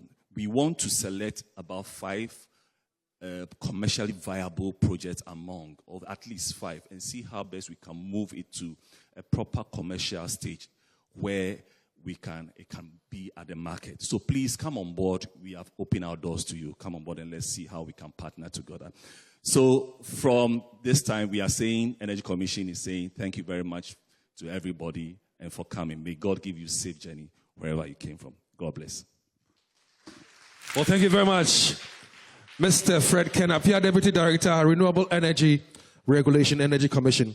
And you know what? Let's put our hands together for the organizers of this very event, the Energy Commission, led by the Acting Executive Secretary, Mrs. Brichum. Thank you so much. God bless all of you. Now, we've come to the end of the contest. We know the winners already, which all the 6 schools very well as they go partake in the national level. At this point in time, before the Canadians give us some morale, we'd like to ask a student from the winning school, Dabokpa Technical Institute, to give to us a closing prayer. Imano Barakweku, pick somebody to give us the closing prayer. So please, can we all be on our feet as we receive the closing prayer? And please make it brief, but powerful. Please, let's be in the mood of prayers. Allahumma iyyaka na'budu wa iyyaka nasta'in. Ihdina as-sirata al-mustaqim. Sirata allazina an'amta alayhim. Ghayril maghdubi alayhim waladdallin. Alhamdulillahi rabbil alamin. Ar-Rahmanir Rahim. مالك يوم الدين إياك نعبد وإياك نستعين اهدنا الصراط المستقيم صراط الذين أنعمت عليهم غير المغضوب عليهم ولا الضالين اللهم صل على محمد وعلى آل محمد كما صليت على إبراهيم وعلى آل إبراهيم وبارك على محمد وعلى آل محمد كما باركت على إبراهيم وعلى آل إبراهيم إنك حميد مجيد سبحانك ربك رب العزة عما يصفون والسلام على المرسلين والحمد لله رب العالمين. Hey, shake Dabokpa. Shake Dabokpa. Well, thank you very much. At this point in time, we say thank you very much to all our viewers on JoyNews. We say a big thank you to our viewers also on Facebook on JoyNews. But right now, the Canadians, give us some morale. God bless you. See you during the national level of the competition. Instrumentas. Instrumentas. Instrumentas. Instrumentas. Canadians sus me bro. Canadians sus me bro. Yeah, yeah, mama. Yeah, yeah, mama. Yeah, yeah, mama. Canadians sus me bro. Canadians sus me bro.